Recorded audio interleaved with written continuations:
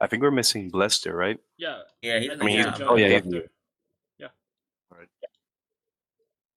I was like, we missing somebody.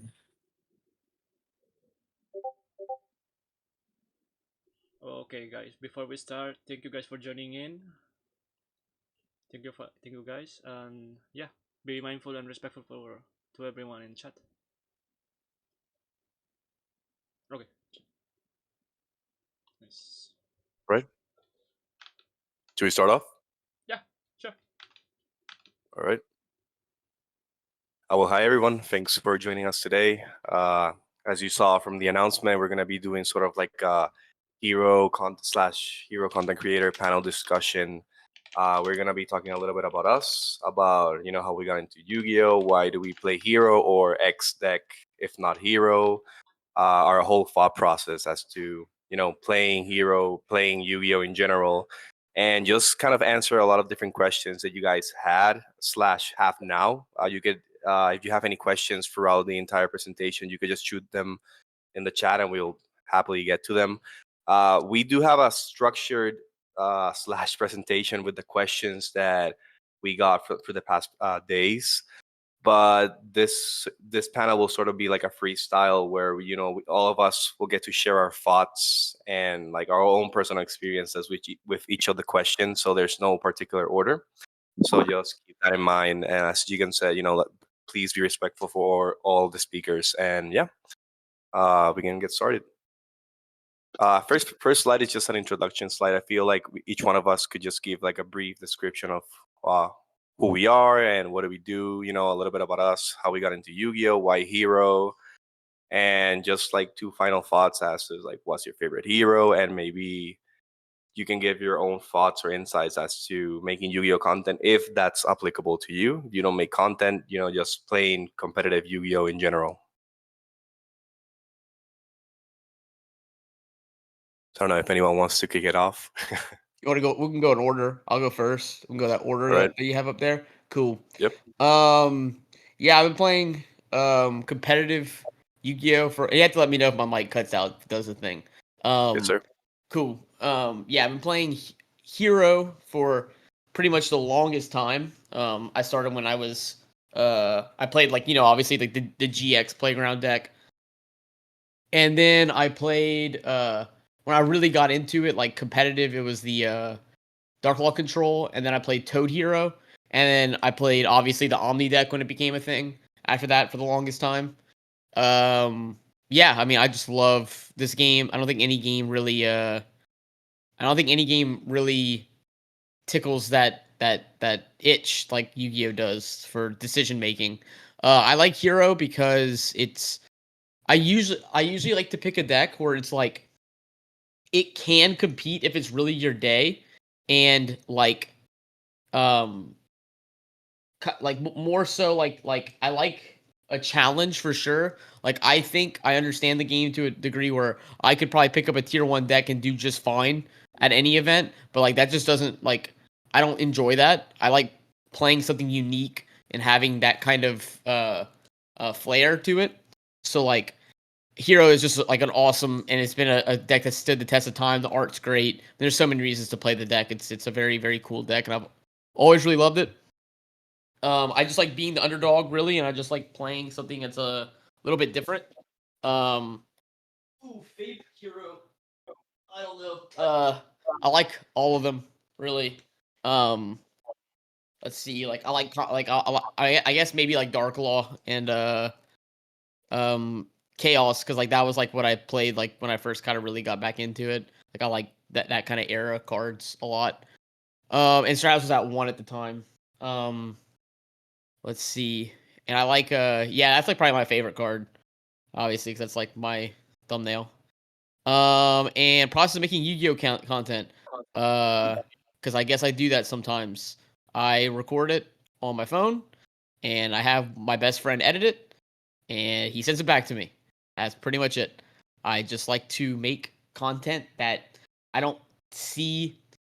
It's not like Hero is like obviously the most popular deck in the It's that or Blue Eyes. They're very close to each other.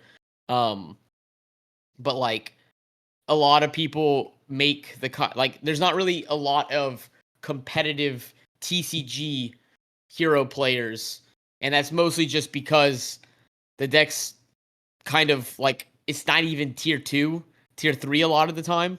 I think that might change with the Masters. I think those cards are very good, but like the reason why that because a lot of people will just play something that is a little bit more competent. If they're a competitive player, but I just like the challenge. So, yeah, I mean that's pretty much me. I make competitive TCG hero content, and now I'm making Gym Night content because I like that deck too. So, yep, that's me. Thank you, Blake. Thanks, Blake. Blaster, are you there? Hello, can anyone hear me right now? Yeah. Yes, sir. Okay. Well, hi everyone. Let's say my gamer tag is Blaster. It's not my real name, obviously, but I like it. I created it since I was a kid, and I liked it a lot. Yu-Gi-Oh! I don't know, man. It just ever since I was little, like I just got introduced by it, like in a show that released in Nickelodeon, right? Was Yu-Gi-Oh! For me, that was like the most amazing show because they were playing card games, but the card games they came to life. Honestly, that concept was so I don't know. I really liked it a lot. It really grabbed me, and one of the things that I really loved about the first series was the introduction of fusions. I really love the idea of just having these really cool monsters, but what if you combine them, right? What is the result if you start to combine them? And that concept grabbed me. Like I love that concept. And then fast forward, Yu-Gi-Oh! GX releases, and then the protagonist is all about fusions, and it features like heroes from, I mean, like superheroes, like from comics and such, and it added this idea of like the fusions are your toolbox, and you just have to use your tools correctly to play the game. I just like I was sold on that idea. I love that one. So that is why I started to play Heroes. Ever since I was a teenager, um, I've been playing Yu-Gi-Oh for a long time, honestly. Uh, Even though I was going to no, I retired on 2014. uh, it's so funny because at that point, I was really not liking the game as a whole. Funny to think about because the game is so completely different from now then, and I don't know how to tell you. In certain way, I was forced to quit because sadly I was robbed. Like I lost all my cards, so that was really rough, and I just took a big, let's say a big absent, but I was not entirely out of the game. Um, I about like what it was like 2018, 2019. I got back into it, but in the form of Yu-Gi-Oh! Duel Links. And I know a lot of people like to like dump on Duel Links because like KW Duel Links I can't. It's not a real form and such. But honestly, that was a really good. It was a really good experience to have. Like I played Yu-Gi-Oh! Duel Links for about like 4 or 5 years. Was quite a long time, and I really love that time because it let me re-experience the game. It was going. It's like was it was like going to school. Like it was. It let me understand the game in a new level because one of the things that I usually didn't like about TCGs was that everything is already figured out by the time it releases, right? Because the Japanese players get the cards early and test them out themselves, and they figure out pretty early what works and what doesn't. And by the time we get to play it, um, people really don't experiment anymore, right? They just want to play the best deck, and they just go for the chase cars, let's say, and everything else is just regarded as trash. They don't want to play with it. And I think one of the reasons I don't know why I play Heroes, I guess, right now is because I like seeing value on things that people do not like. They do not regard as valuable anymore, right? Yeah. Uh, Going for that, why hero, Lester? sorry, Why you choose hero from there? that is one of the reasons that I just like. I like choose. It's like Blake Hero said. I really like. Perhaps I usually do not like playing like the obvious top tier deck because mm, one of the reasons is that people prepare very well for those kind of matchups, and I usually like having like a competitive edge on playing something that people are not as they might not know the matchup as well, right? So that gives you a competitive advantage, and also like having that variety allows you to do plays that usually are not commonly seen in the current format, and people are not usually are not prepared for those kind of strategies. Um, and I just really like doing that. And I don't know, I just really like Heroes ever since I was little. Like I said, I really love the concept, and I really like that Konami has been updating the concept as of lately. Thanks, Lester. What about you, BJ? Everyone, my name is BJ. How I got into Heroes as a kid, like everybody else, I grew up on Yu-Gi-Oh. I love GX because I was in school, so after school I watched GX. My background is I played Playground Yu-Gi-Oh. I don't know about competitive Yu-Gi-Oh. By chance, I got into Yu-Gi-Oh, so I boxed, and after we had a sparring day, I saw my homeboys playing Yu-Gi-Oh, and I was like, "This game is still relevant. What the fuck?" So I researched and like, oh, they have hero decks, so I started playing heroes because of my favorite deck, favorite archetype, and I just kept playing ever since and got really competitive, got really involved to the point it's like I'm in Oregon, so I became like the Oregon hero player. And while I love heroes, I love superheroes. I'm into Marvel comic books, as well as like Blake said, I like the challenge of it because it's a rogue deck that I saw got better as I competed more. And then favorite hero, I say past is basically like Wingman, elemental hero, playing Wingman. Now I would say DPE, because DP the Short Phoenix Force has got me through so many games. But yeah, that's me. Thanks, BJ. Bruff, are you there? Yo, what's up, everybody? Master here. How I got this name? Well, I would say Hodori was a friend. Why I got into Yu-Gi-Oh? Mainly because of the anime. I grew up watching anime, and when I saw GX turned my perspective on what kind of deck I wanted to play, which is why Hero, because it's just all the cool summonings with the fusions and whatnot. It just really clicked with me, and I've been watching it when I was growing up into going into high school, secondary school, and at the time when I was going in high school, secondary school, whatever would you guys call it, I didn't even know the game was actually still going on. It was actually a friend who just brought his box of Yu-Gi-Oh cards and was like, "Bro, you know what this is?" I was like, "Is this Yu-Gi-Oh, bro?" Yeah. I was like, "What are these?" He showed me like these new cards, like links and whatever. That was like in 2018 or something, I believe, 2018. So I was like, they still make Yu-Gi-Oh cards, and like Yu-Gi-Oh still going. It's like, yeah, bro. There's like new booster boxes. I was like, no way. I was like, then he was like, what deck would you like to play? Like if you ever made one, I was like Heroes. I was like Heroes. He was a Dark Magician player and favorite hero, and that's really how I got into playing with Heroes. After knowing that the game was still going on, which I, because mostly I was really studying at the time, so I didn't really think about like looking up like if how the game is doing or whatnot, if the game is still even, yeah. So favorite hero. Before I was used to like the OG heroes like Flame Wingman, Tempest, but when Shine and Neos Wingman came out, I really just liked the effects of it.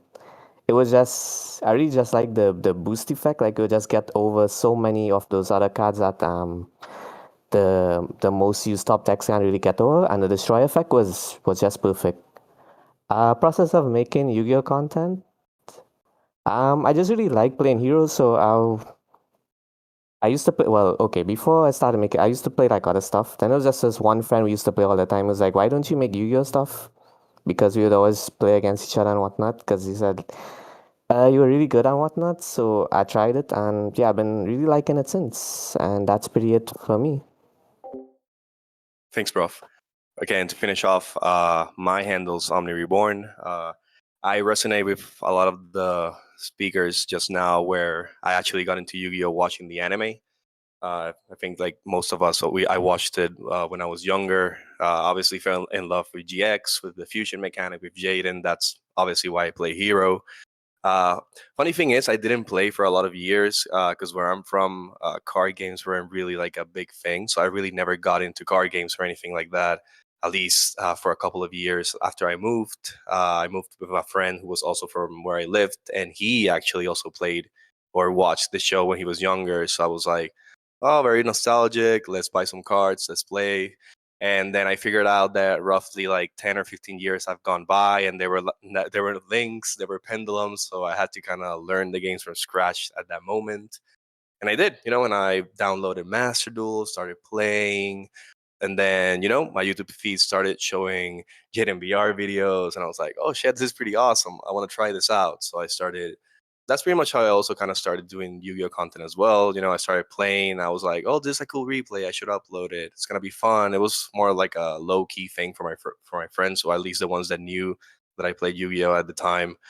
And I thought the replays were cool, which obviously they were not. They were shit, but I got better with time, obviously, and I started enjoying it. I started enjoying giving an anime feel to the videos, so that's kind of what I do with them now. I love the experience of like learning how to edit, learning the game again, learning how to play competitively. I obviously enjoy Heroes, even though it's obviously not the best deck, but I do love the competitive aspect of it, knowing that it's kind of like an underdog feel, like Blake mentioned. But yeah, that's kind of how I got into Yu-Gi-Oh and kind of how I make content today. Again, why Hero is pretty much I just fell in love with the series as a kid and like mechanic. And favorite hero, I think it would probably be DPE. I think when I kind of started back into the game, that was kind of like a popular hero card at the time. And probably Neoslur. I love the design of that card. It's not the greatest one, but I just love the sick design of it. But yeah, that's pretty much it. Let's move on. So I think this slide was kind of like a compilation of questions as to how does the hero deck work today? What's the current status? How is the deck? What's going for the deck right now? Is it going good? If the deck's struggling? And for newcomers, where I was going to talk about a little bit about how if you're just getting into hero or Yu-Gi-Oh in general, like what's the best advice as to get into heroes or get better at the game. But yeah, I don't know if anyone wants to start off with the current status for hero. You want to do the same order that we did last time, and It just doesn't go? have to be the same order. Anyone that wants to answer can, or if they don't want to, it's fine. Sure. I guess I can go real quick. Go ahead. I think hero right now is really really rough. I think like just with the way the format is, like it's like it can be good because there's not a lot of non-engine that's good right now. There's like very specific non-engine that's good right now, which helps hero because hero can't play that much. But the problem is every non-engine piece that is being played right now is very good against hero. Also, it's the fact that without the mass heroes, the deck feels like it's just a little bit like lagging behind a little bit, especially with all the other current support. The mass hero cards are like some of the first cards that kind of feel like it's going to propel hero a little bit. So I have hope that the deck might see some low tier 2 high rogue play again. It's just the Charmies Droll. All of them are kind of rough. X Ryziel. So if you try to do like your mid range play of like Plasma plus a trap or whatever, you just get folded by X Ryziel because that card's a little bit too good. Yeah, it's just really gonna depend on the format. I think Justice Hunter's format, the deck also gets a little bit better. I just think that the matchups into those decks are not as bad, but like obviously still the your opponent gets to play on their first turn and you don't get to can be a little bit frustrating. But other than that, I mean, I think it'll get a little bit better. Dark Law is very good, and you can get to it in a mid range form really easily with the Mass Heroes. And how you overcome it currently is I think you just wait. Personally, I think like you can play the deck casually, locals, regionals. You could probably get a top here and there, but yeah, I mean it's not gonna be topping YCS maybe until you get like you might have one or two sneak in when you get the Mass Hero stuff. But yeah, I mean I'm a little bummed about it, but I've just been playing other decks that I like. If someone else wants to answer the other part, because it's been a long time since I tried getting into Yu-Gi-Oh. I can go ahead as well and talk a little bit more about those questions. I resonate with Blake as well as to the current status of Hero. It's not in a really great spot. I do feel the Mask Hero support will definitely help out a lot with the consistency issues and a little bit more in the pushes that the deck can provide. As of right now, the deck's main thing was the last support, the way from the way from the Evil Hero support, which is the ones shown on screen. The Evil Assault, the Dead in Prison, and using the Adusted Gold to grab off either Evil Assault or Dark Contact. There were a lot of other additions in that wave, which were talked about on previous streams, but the ceiling of the deck does increase with those cards, but they don't really. The payoff isn't worth running the extra bricks in a deck that already has a very high engine count. So the best way to go about it today was definitely doing a low package for the evil heroes, being the Adusted, the Evil Assault, and Dead End in Prison, just to provide that extra push or send off from Dead End in Prison for the Destiny hero names. So again, like Blake said, I would definitely wait. That's how you can definitely overcome it today. We definitely have to wait for the Mask Heroes to drop and see. We're gonna have to do some testing, see what works best for the deck now, because there have been some options. There's the ongoing debate as to whether we should play the Ferris increase Vion or if we shouldn't. I am currently in the position where we should play it. We should have that extra push from Ferris and increase. But there's debate as to if you shouldn't play it. So we'll have to wait and see for that as well. As to a beginner who's getting interested in Hero, you definitely have to. It's not a deck that's difficult to learn.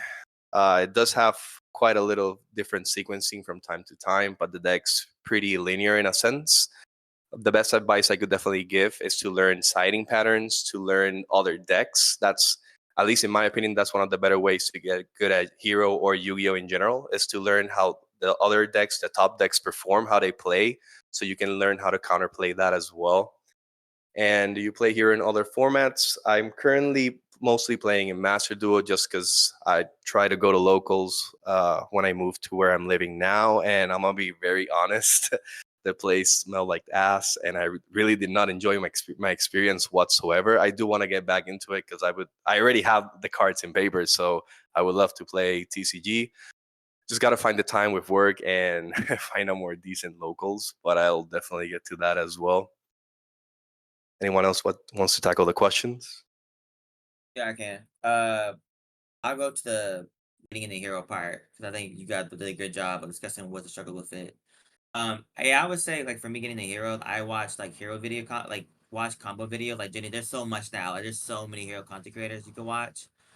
People on this panel, Jaden BR, that you can watch to see how the deck is played, the Omni Hero build, and just follow the combos.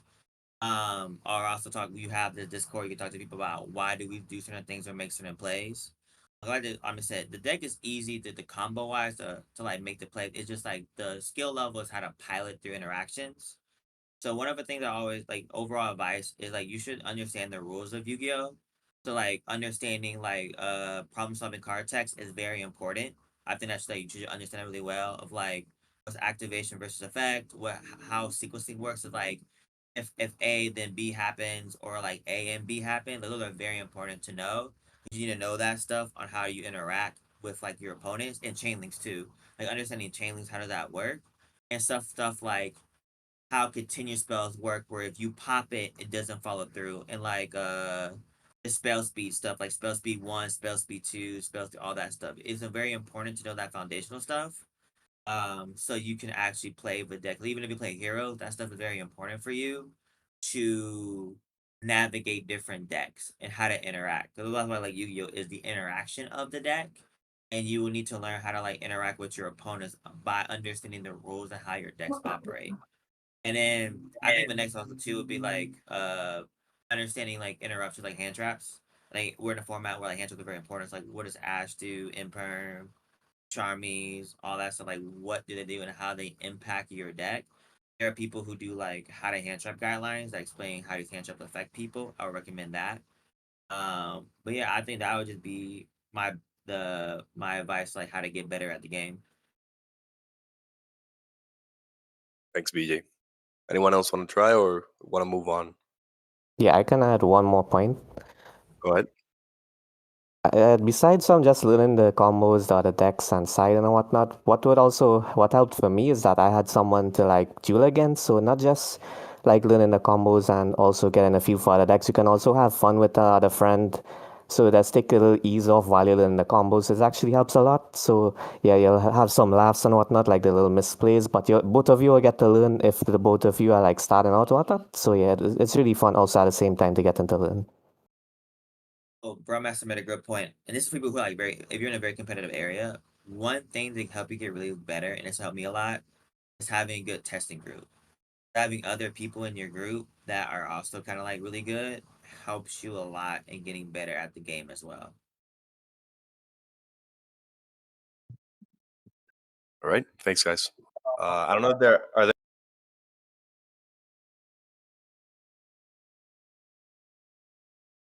Related to that specific topic. All right. I'm not sure. Let me see. Yeah, maybe we could do like miscellaneous questions at the end. But I'm Yeah. We'll definitely have a time at the end for Okay. any questions. Yep. Rossi said we can take a second and let them. All right. Yeah, well, we wait off. I guess we can kind of tackle like the last question, which is, if so, what's your favorite version of the deck? I think we can talk a little bit about that right now, since there's the Omni Hero, there's Fiendsmith Hero. I'm not particularly well versed with Fiendsmith Hero, but I know BJ is. I know Blake also has played the deck, so I don't know if you guys want to talk a little bit about that version of the deck. Yeah. I think the Fiendsmith Hero deck's like really neat and kind of cool. The issues I kind of found with it, like I didn't love, was like it didn't really like feel like the hero deck that I love, and it felt extremely reliant on the Fiendsmith cards going through, like resolving. That's kind of the thing, is that like it felt very reliant on the Fiendsmith instead of like having the Fiendsmith cards like supplement your plays. You were very reliant on the Fiendsmith cards going through, and that was like a huge weakness I found in the deck. Is also like extremely difficult to pilot for like not even a great payoff. Like very difficult to pilot for like a barely rogue deck probably. So yeah, the cool part about heroes playable in a lot of formats. There's a lot of things you can do with the like Edison. There's Hero Beat. There's a Toad Hero. There's plenty of other ways to play the deck. But yeah, I mean, currently, yeah, it's pretty much just the Fiendsmith Hero deck and then the Omni Hero deck, which I think Fiendsmith's better right now, but it's just a little bit more boring, I think. Yeah, I agree. I played it. We were said like I played the deck as well. It doesn't feel like heroes. Also, to me, I played the other deck I played. I like was Ubel. And to me, Omni Hero feels like a watered down. The Feast with Hero build feels like a watered down version of that deck. It just like Hero Lives is a good card in that deck because Hero Lives can get you to like Caesar Rage by itself. And it can push through a lot of cards, like draw other hands pretty well when you open up the Fiendsmith and Hero cards. So like the kind of a deck I feel like mid rangey where it's like your goal is you want them to hit you with 1-for-1 hand traps, and then you still make a board and you still have enough interruption with like Claw, Rage, and Feast of Paradise to win you the game. But like Blake said, it's very reliant on like the Fiendsmith going through, and also like with certain decks is like if you don't make Caesar, it could be tough going first or second to stop your opponent, especially on the clapback. But like I felt it was good enough. Like it took me like 2 months to get a hang of it. Where like I feel like in the before the pre-duelist events, if I went to an event, I could feel comfortable piloting it to win a locals or top of regionals, but it is not intuitive. Like, it is a deck that took a while for me to learn how to interact and play. And even certain situations, it could be like really tough to navigate situations, especially when you're going second. And you can't make Agdom deck. It is kind of tough to like OTK your opponent, and if you can't, you have to figure out a pivot to stop them from like their follow up. So it's like, if you want to play a hero deck that is somewhat competitive, it's not a bad choice, but I think it takes a lot to play and to really get to good at. And I don't really know how it will be in this upcoming format with the new decks. And like I said, it's cool to see how heroes can work without the restrictions. It doesn't really feel like heroes. I still love Omni Hero at the end of the day better. But it was cool to experiment with, and I don't regret trying it out. It's still a fun little deck. But I like, if you already haven't picked up the Fiendsmith cards, I would not recommend picking up and playing this deck. All right, thanks, guys. There are two questions here. I'll tackle the small one, which is what about Neospatian because of how flashy it is. Neos is definitely a flashy deck when it pops off, but the main and I think the biggest problem with that deck is just the insane amount of bricks / engine pieces that you have to run.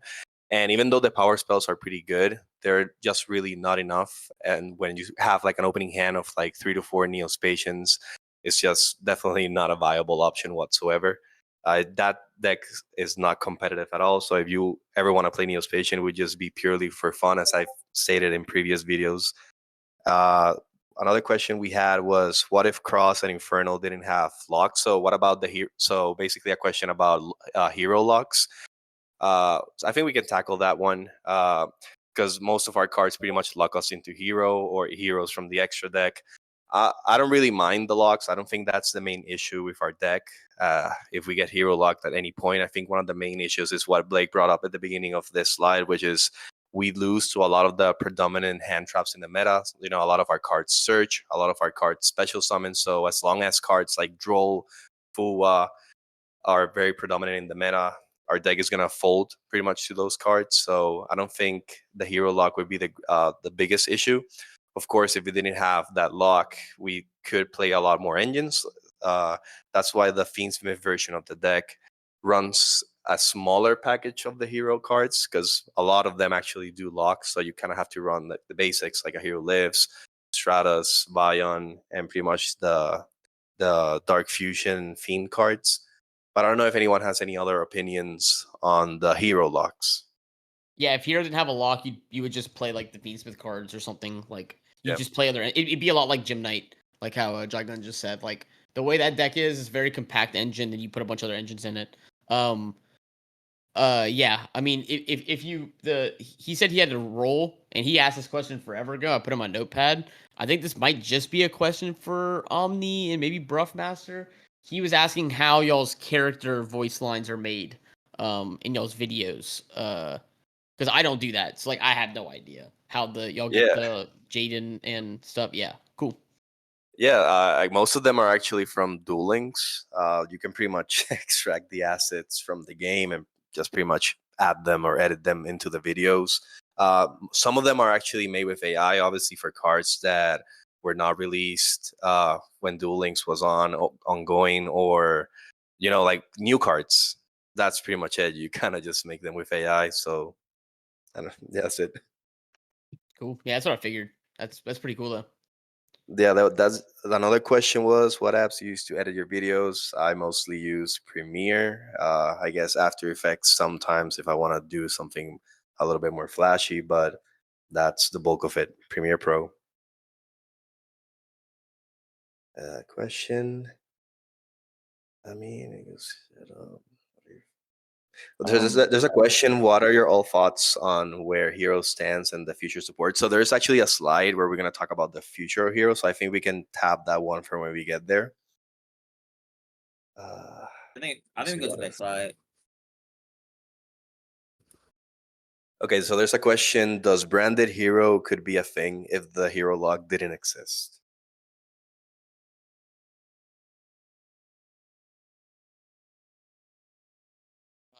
Maybe. It's kind of hard to answer hypotheticals like that. It's like we don't. It's kind of hard because we don't live in that kind of world where the yeah, like we don't live in that kind of world, so it's kind of hard to answer hypotheticals, I think. Like a year ago, I did try playing branded with hero. It has its ups and downs because it's obviously going to be a 60 card deck. That was in Master Duel. I wouldn't say it wouldn't really change anything because it will be as bricky as a normal hero 60 card would be.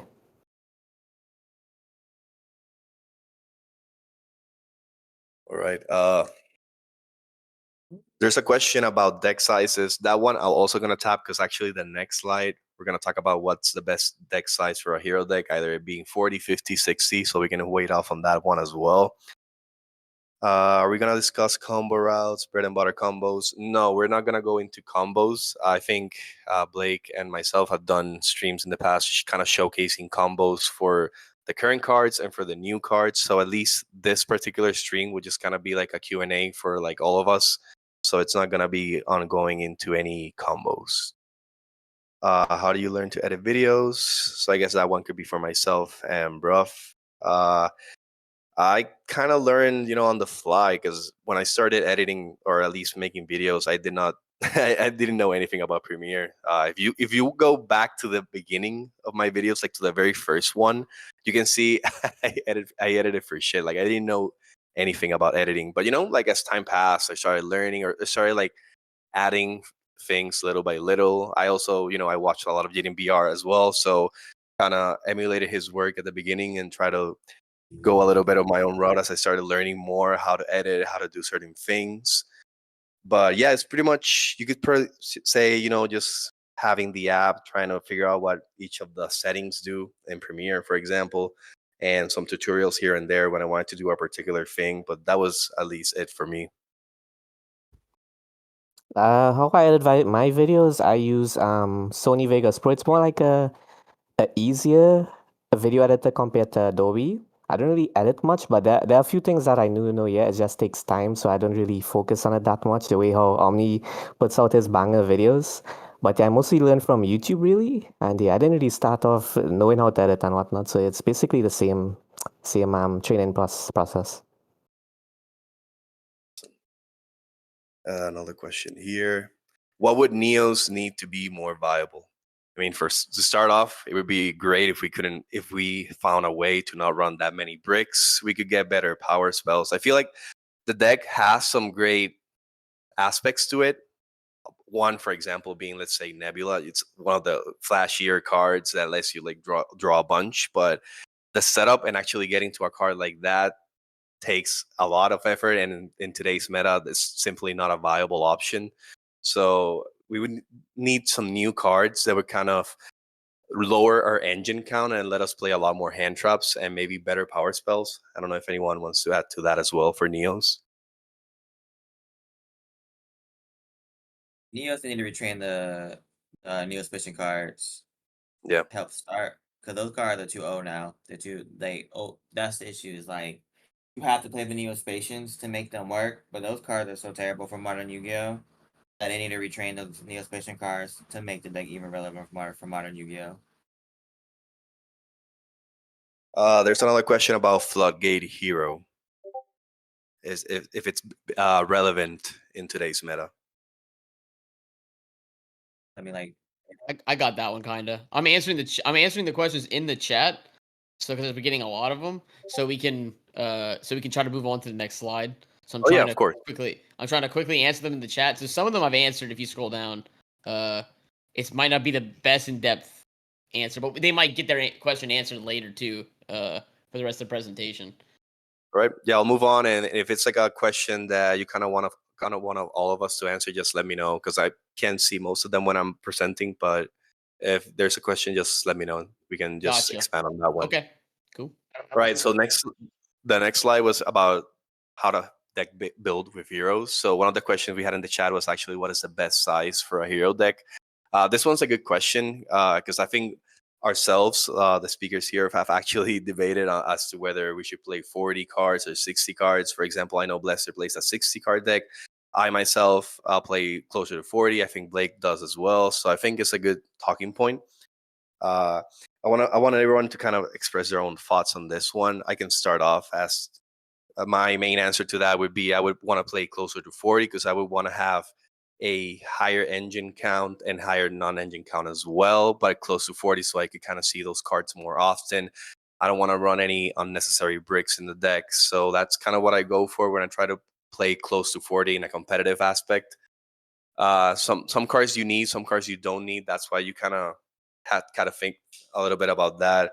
One of the talking points we had a few days ago was actually the Sinister Necrom, which I would love for Blesser to kind of expand on that one as well, because I know he's a firm believer in that card. I for myself have played it, but I'm not 100% convinced on it. So I don't know if you want to expand on that one, Blester. Yes, for sure. You can hear me, right? Yes, sir. Okay, perfect. Well, yes. I usually play 60 cards. I think, in my personal opinion, that is the best way to play heroes because that is the way you can fit the most amount of starters and the most amount of non-engine because the amount of rigs usually doesn't change because you require them to play like to make your plays, right? Like doesn't matter if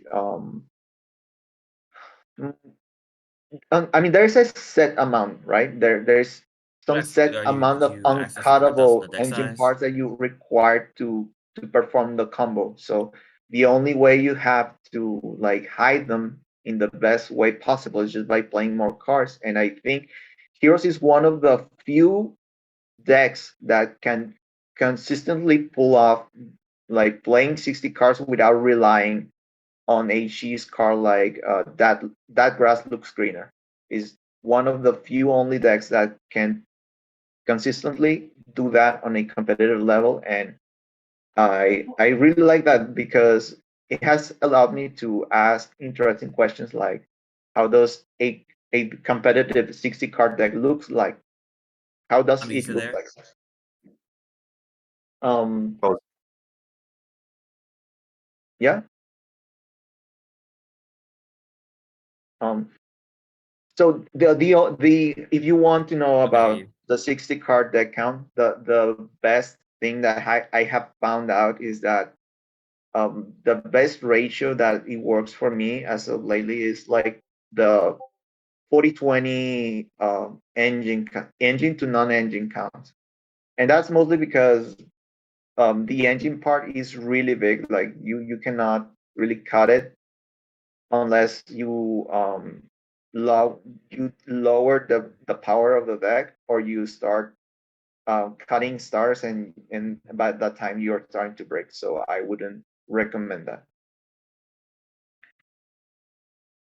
Awesome. I think another pop-up question for that one as well is pretty much what engine pieces to run. So I have increase on screen. I don't know if anyone wants to share their own thoughts as to whether we should play the increase / Ferris or not. This has also been discussed in the past, but of course, I do believe that we kind of do want to have that push from Ferris and increase. And I think Blake also touched upon this on his own stream. But one of the very interesting things about Hero is that, at least in contrast to other decks where they have a lot of, let's say, 1 card starters or 1.5 card starters, and they usually want to see those 1 card starters in their opening hand with a lot of non-engine. Our deck's a little different in the sense that we have a lot of different 1 card / 2 card combos, and in our own way, we kind of want to see as most of that as possible. We want to see as most of the pushes that we can possibly have. For example, we want to see a push from a Hero Lives, a push from Ferris and Increase, a push from Fusion Destiny. Once the Mass Hero support drops, we want to see a Furnace that we can kind of push for disruption. So that's a neat way to look at it as to why we run specific engine pieces and maybe we don't max out on them. For example, I think most of our lists run 2 Stratos, and that's kind of a reason one. It could be a starter, but you want to see more starters in your hand than most competitive decks where they want to see kind of like 1 card starters and a lot of non-engine. So I don't know if anyone wants to expand on that point as well. Sure. I would Yeah. say Oh, I'm go sorry. ahead. I would say the 2 Stratos engine ratio comes mostly because let's say it's not that Stratos is a bad card. It's like quite the contrary. It's just that you would rather see other cards that are better than Stratos, and because let's say you want to max out on fusion, no, sorry, on Hero Lips because that is the card that you want to open, and that is the one card combo, and that is the power play that summons Stratos. So in that sense, the two Stratos ratio is because you kind of have to consider Stratos as a Garnet, but it's not a Garnet.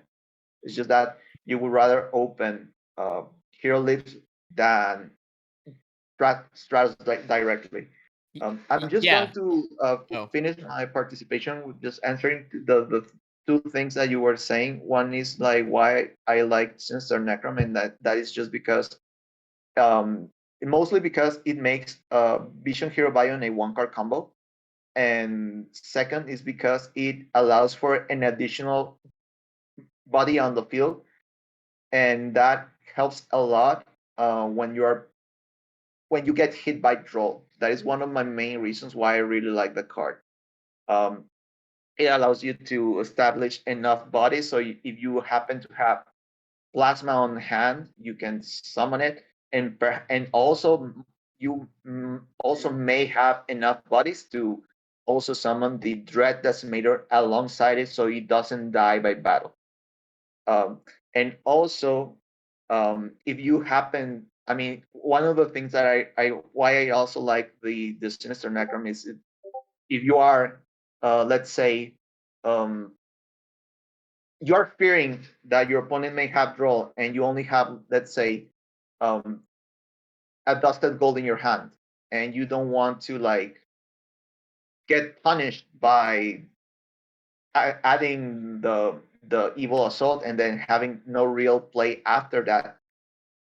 What I like to do is activate a dusted gold effect, and then dash directly into the dead end prison. And if I get rolled by that time, I can special summon, let's say, another level 4 monster like a dusted gold, and then I can summon Baguska from the extra deck and at least have something if I didn't draw something else.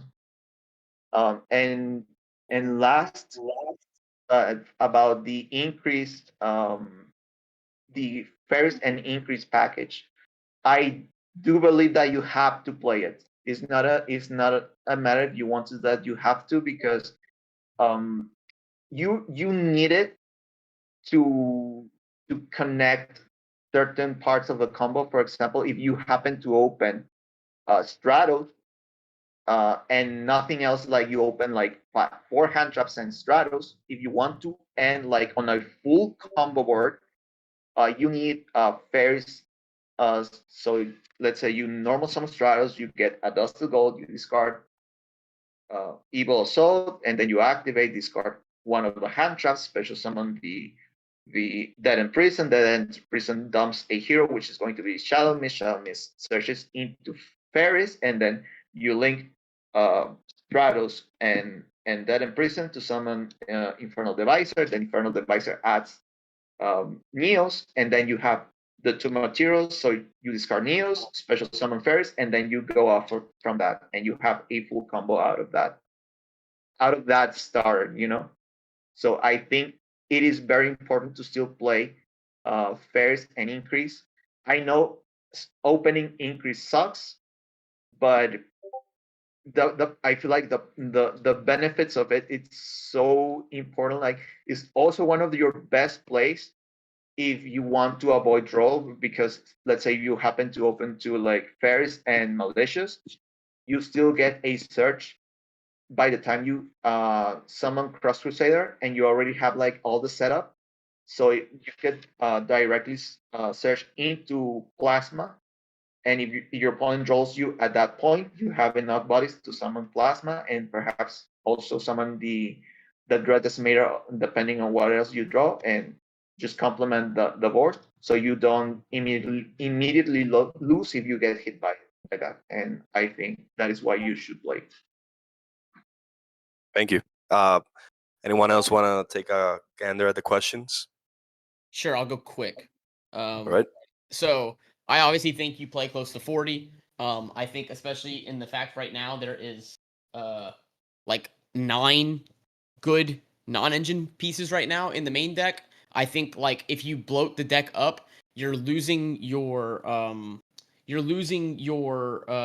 card quality a lot whenever you put a lot more cards in your deck. Like Valor is not Fua.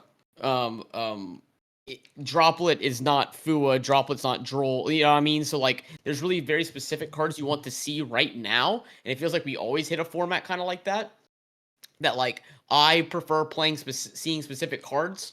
The reason why we play 2 Stratos instead of 3 is mostly because you want as many ways to play, start your plays by not using your normal summon, which is, like, the most important thing, because once you commit your normal summon, that's just a mechanic of the game, you don't get another one. So you want as many ways to push while playing through while playing through the low impact non-engine like Ash, Imperm, Baylor without using your normal summon, because you can still hard punish with Vion, because there's only 2 ways you can get to Vion. Vion you can get from Ferris, which goes into the thing we talked about increase. This is why you have to play Ferris and Increase. It's not debatable. You have to play those cards until they give us another way to do this, because Vion's still the most important card in the deck. That you need as many ways to access the card as possible. That there's only 2 ways you can do it. If you cut the Vision Heroes, you can only then normal summon Vion or summon him off of Increase, which Ferris gets you to Increase. So yeah, you just have to play those cards. You want as many pushes as possible. But one thing I will say, though, is that it's actually kind of interesting the way that the format's developed, where we're playing a lot less low-impact non-engine, to where the fact that, like, having a bunch of pushes isn't always going to be the end-all, be-all right now, just because, especially going first. Going second, you course, because you're going to be trying to break boards. But right now, I don't think it's possible to break boards with engine unless your engine's extremely, extremely, extremely powerful, like in the case of Mitsu and Luna. But yeah, I think you play as close to 40 and you play high card quality. Blake, we lost you there. Okay. Okay, you're back.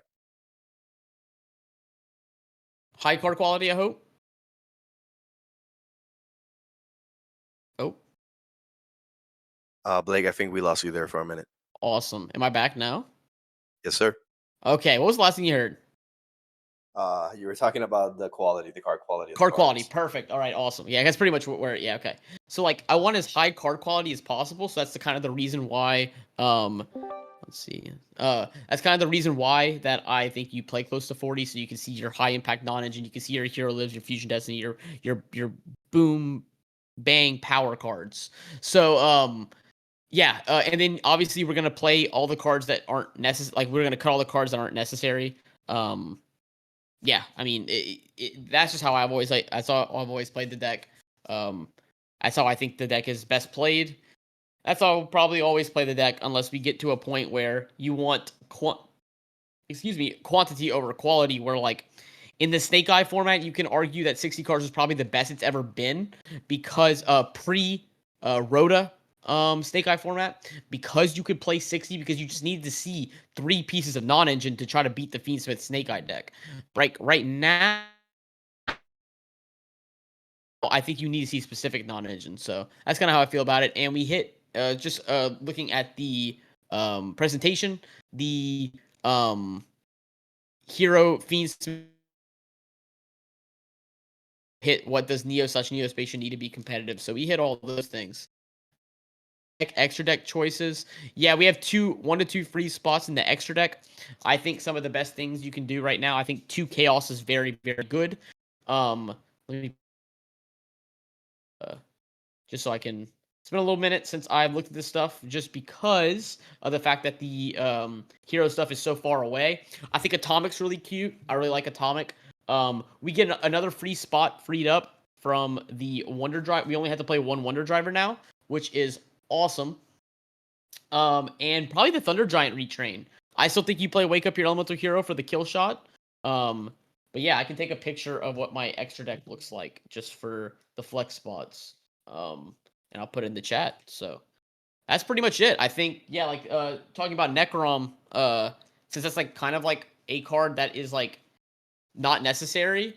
I just don't think you need it because all the combos are possible without it, and the only thing that changes is you have to pitch a card versus that. And there's so many dead cards in this deck, like Increase, like the Charmies, in like the list that I'm playing, because I'm playing 6 Charmies because you kind of have to in the main deck. You don't have a choice. If you pitch, or like the Dead a Hero Lives, second copy of Fusion Destiny, or Favorite Contact, so many cards you can discard with the Evil Assault, and having the least amount of cards that do nothing on their own, I think this deck is going to up perfectly. Okay, hello. Yes. I'll stop rambling soon. I promise, Mike. Just hang on You're with good. me. We lost you at, we had a lot of quality discards. Yes. Oh, Pitching off of a like you don't. Yeah, the whole point is you don't care. It's fine to discard a card in your hand because it's not real card economy a lot of the time having these cards in your hand. So that's kind of how I feel about the Necrom. I just don't want to play as many cards as they do nothing on their own. Same reason like Plasma, love Plasma, but same thing. It's kind of like one of those things, kind of like it's going to be format dependent on Plasma too.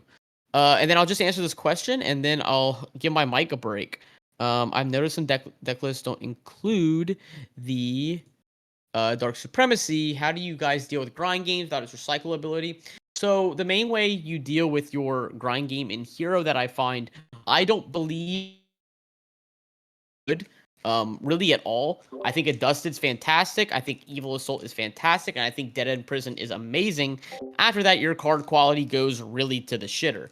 So I think that you don't play the Dark Supremacy just based on the amount of cards you have to put in your deck that do obviously a lot of those cards do nothing on their own as well. Just to get to the Dark Supremacy, and just saying Contrast Hero Chaos does the same thing. So you really don't need it. The recyclability felt amazing, but a lot of the times this deck, its board, if you get to it, is so powerful. Your turn 3 will consist. Blake, we lost you there for a second. Hello. You're back. All right. You can favorite contact, shuffle back some of your resources as Denier live and a lot of combos now, so you have extra turn 3 pushes. I will give my mic a rest now, please. All right. Good. Okay, so I think we can move on. So next one was pretty much talking about the future of Hero, which is obviously the new Mask Hero support. We talked a little bit about this at the beginning, but we can expand a little bit more as to, what our overall thoughts on how Hero is going to look like once the support drops, or at least for us, because I know it already dropped in OCG. And like a side question for that one was, what does Hero need to keep up? Even with the Mask Hero support, is it enough, or do we need more? I'll hit that one again really quick, just because I'm go kind ahead. of in the headspace and I have my list pulled up. I think Mass Hero Furnace is everything I've been asking for in a hero card for the longest time. This is my quick Spark Notes version. Duskcrow searches Furnace, which makes it a good card, and Atomic is completely optional. I think that these cards, because of the way that the Duskcrow, mostly just the Furnace, but Furnace lets you play this more mid-range game, that it's gonna help a lot under the Charmies, under Droll, etc. That's kind of like the main thing that I think about these cards. Also, having another axis to play on with the Mass Heroes, being able to grab Poly without using a normal summon, which is if you're gonna take anything from this stream, the most important concept I believe in is getting access to Poly without your normal summon, because you want as many pushes as possible. And Furnace does exactly that. The card is perfect, and I love literally my favorite hero card probably now, just because it's going to allow the deck to keep up, I believe. Is it going to make it tiered? Probably not. I think it's going to stay in the higher echelon of Rogue, maybe low tier 2. Darklaw is still a great card. Ever since 2015, that card is still kicking decks' butts. But yeah, I don't think it's enough. What the deck needs is they really, really, really need to consolidate the Vision Hero package. if you look at it conceptually, Ferris, Increase, Vion, all those cards together do what one modern card does now. They need to push those 3 cards into one that'll free up multiple deck slots. And you still might play one Vion. You know, that card's still that good, but as like a normal summon push. But like, they need to consolidate the deck. The deck needs a lot less cards that do nothing on their own. Like, just looking at my list, I have Denier, I have Mally, I have Shadow Mist, I have Plasma, I have Duskcrow does do something on its own. I have Increase, I have Neos, I have Poly, I have Miracle.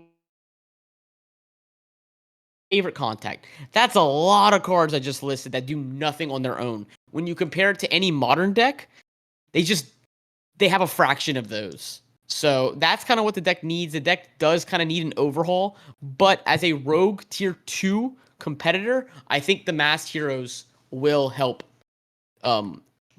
solve that issue. And what this is what the evil hero card should have been, was a little boost to allow us to compete.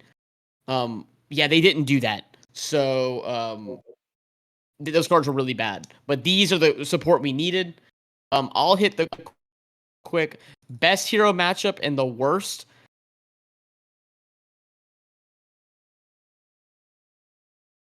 Blake, we lost you there. Okay. Hello. You're back.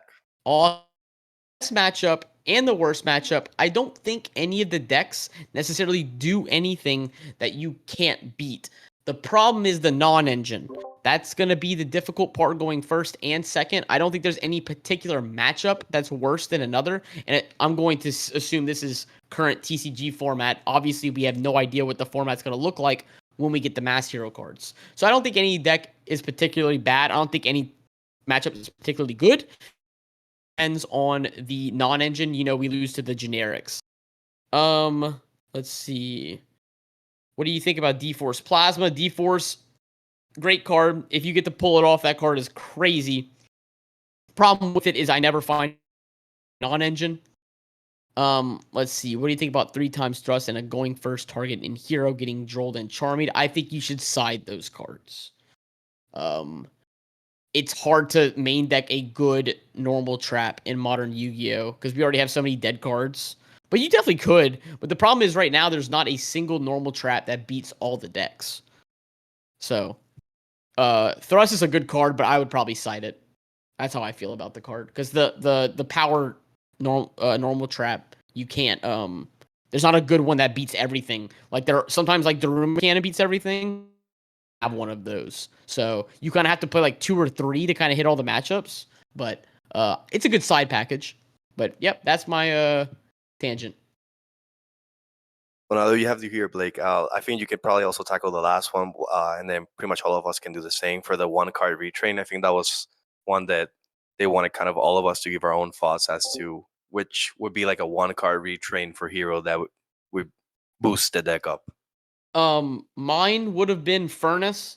Actually, I don't think I could have designed Furnace. That's how well designed Furnace is. And Furnace. Design another card. I do not believe in a Link monster to fix the deck. We are a fusion-based archetype. I don't want a Link monster to solve our problems if we get to just make up whatever card we want to fix. To fix the deck, what I would pick is something like I was talking about earlier, something that consolidates the deck.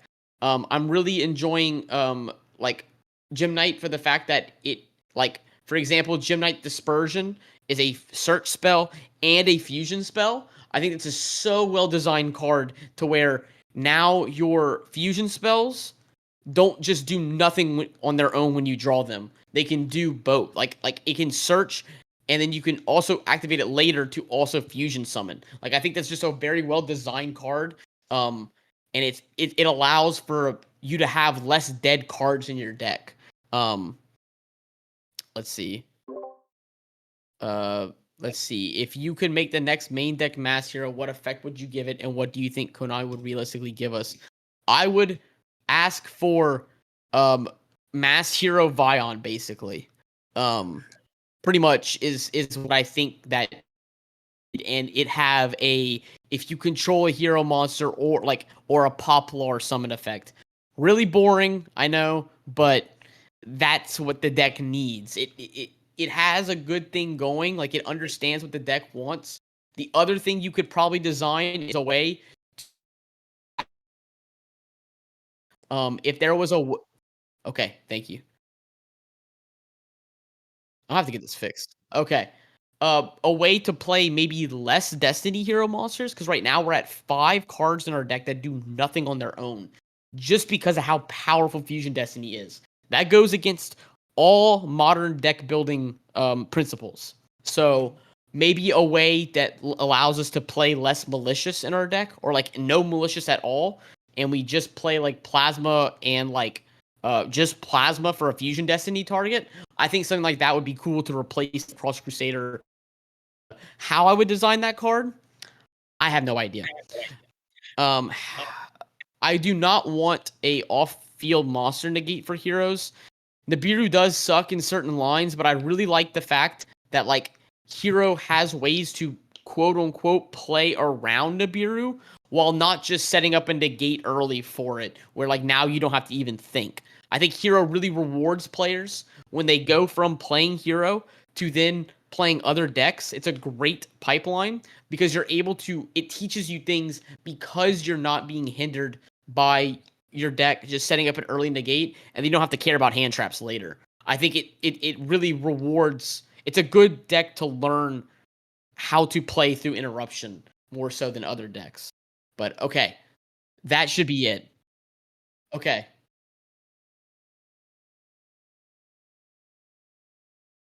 Yes, I honestly, the most part, I agree with Blake about the new Master Hero support is really good.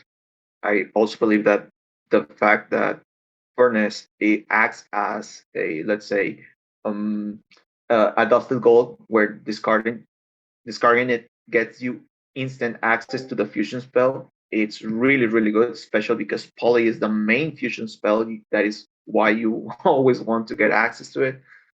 But I would say I didn't agree on some things. First and foremost, I don't think at this point, after all that has been released, that we need more main deck support. I think we are perfectly fine with what we have right now, including the new Masked Hero support. What I really need, what I really think they need right now is extra deck support. They need better, more generic fusions. You need to be rewarded for fusion summoning, and you have to have an easier time doing so, because one of the things that I don't like about Heroes is that you could open like Poly, I don't know, let's say Increase and Shadow Mist, and there's no way to do anything about it. Like you cannot fuse those two unless you play I don't know, Vision Hero Adoration, which does essentially nothing. I mean, it just in attack boost and reduction, so it's not worth talking about. But I really believe that heroes need more extra deck support, more generic fusions. I was telling you guys this the other day, and I really believe that it would be so nice if we had a fusion that requires two heroes with the same attribute, and just as let's say um, two heroes with different attributes create an elemental hero in the name of Sunrise. Why can't we have like a Destiny hero that is created by fusing two heroes with the same attribute? And that, just by having those materials and that name, so many things about the deck. Because if you open like Poly and two things that go off on the graveyard, let's say you like Malicious and Shadow Mist, it just becomes full combo because you perform that fusion, because you already have two cards that are going to go off from that. And we haven't still talked about the effect that I would give it. And not only that, that also if it's a Destiny hero, it would help so much to not over rely on on malicious to have a target to revive with Cross Crusader, because that is one of the things that I don't like the card is that if you don't have access to the Destiny Hero part of the deck, that card is also useless. You cannot fix your hand, so that would be really nice. And the thing that I would do with that fusion is that sorry, and not only that, it also gives you a good fusion Destiny target, because that way you can fix like the board. Like you don't have to over rely on having like, a Destiny hero in your deck plus a high level monster to summon the DP. You could essentially summon anything that you want from your deck, right? You can dump anything as long as it's just two heroes with the same attribute. Just by existing like that, it solves so many issues, so many issues. And the effect that I would give that card is to have either like overextension or like being a disruption itself, which I think would be nice if it worked in a similar way to like SP Little Knight, where we have the issue that we don't have a way to recycle our resources. So it would be really nice if the fusion could return heroes from the banishment back into the deck, and then you can banish the same number of monsters on the field until the next standby phase. And that way it would be so cool, because if you're forced to open Fusion Destiny, you can play around Nibiru. Like you do not negate the Nibiru, but you play around it.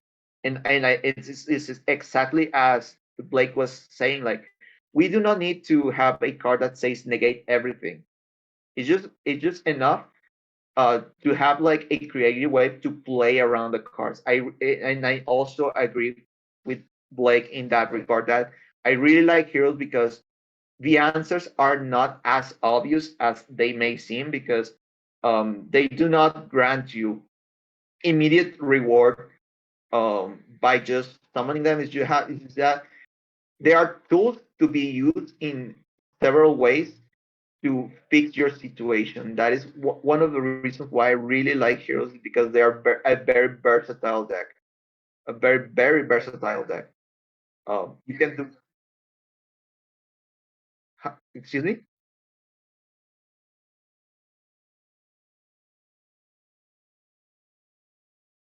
Okay, so I'm very happy with the mass hero supports. I feel like since we got a nice other way to search poly and we can bring out Dark Claw more consistently and being able to summon Contrast here, I say the deck is in a very good spot, but we still lose to Droll and a well-planned Nibiru. And well, for the one card retrain that I think that that Konami should be working on next, so heroes is like some sort of hero card, hero monster, either fusion or main deck, that can set our specific hero cards, like let's say polymerization, probably EN Shuffle or other hero specific cards we play in the deck. And yeah, that's all I really wanted to say for this slide. Yeah.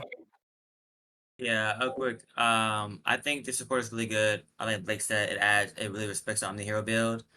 It just really depends on the format. It's gonna really depend on if Dark Law is really good enough to help you slow down, because Hero doesn't have a lot of interactions, so Dark Law will need to be able to carry a lot for the deck to be good. But having Contrast Hero, now you can like protect yourself going second, especially with favorite contacts. So like board breakers, you can eat 2 board breakers now and be fine. Also, with the grind game now, say for example you don't kill your opponent the following turn, having DPE and 2 contrast heroes couldn't be enough for you to like control the pace of the game. So let's like grind with people a little bit more. If anything, I agree with bro. I would heroes need cards that allow to play around draw and like set cards on the field so you can still make plays under certain hand traps. And then for the retrain, it would be I would want to I want to retrain malicious. I want another a card, a destiny hero that can like search fusion destiny but also extend further. If I still kept cross crusader, so we can like search fusion destiny but also allow us to extend like malicious to add another destiny hero monster on the field for a cross crusader or another body. All right. Thanks, guys. Yeah, at least for myself, I don't think I can add anything more than what they all just said. We probably just need a better way to maybe set Poly just to kind of consolidate the Vision package and the Destiny Hero package. I'm kind of mixed with Atomic. I feel like Atomic could have been better. For example, it's a protection effect. If that card were to protect the entire field from being destroyed once, I think that card would have been insane. But it is what it is. Or other cards, like for example, Neo's Fusion, which kind of locks you off from special summoning for the rest of the turn. It's kind of crazy that branded Fusion exists, and you can pretty much play right after, or just that being your main play, and Neo's Fusion just kind of ends your turn on the spot. It's kind of cheesy, but yeah, I don't really mind too much about that, as more as to want something to get better access to Poly, like setting the card or just consolidating our big engine pieces. But yeah, let's move on from that. We do have another slide from questions regarding hero versus the meta. I guess these were more like general questions as to how do we prepare or practice for meta matchups. I think we talked a little bit about this in terms of the preferred matchups. What are the best hand traps and board breakers, either for hero or versus hero, and what's your overall experience with the deck? Or favorite experience, sorry.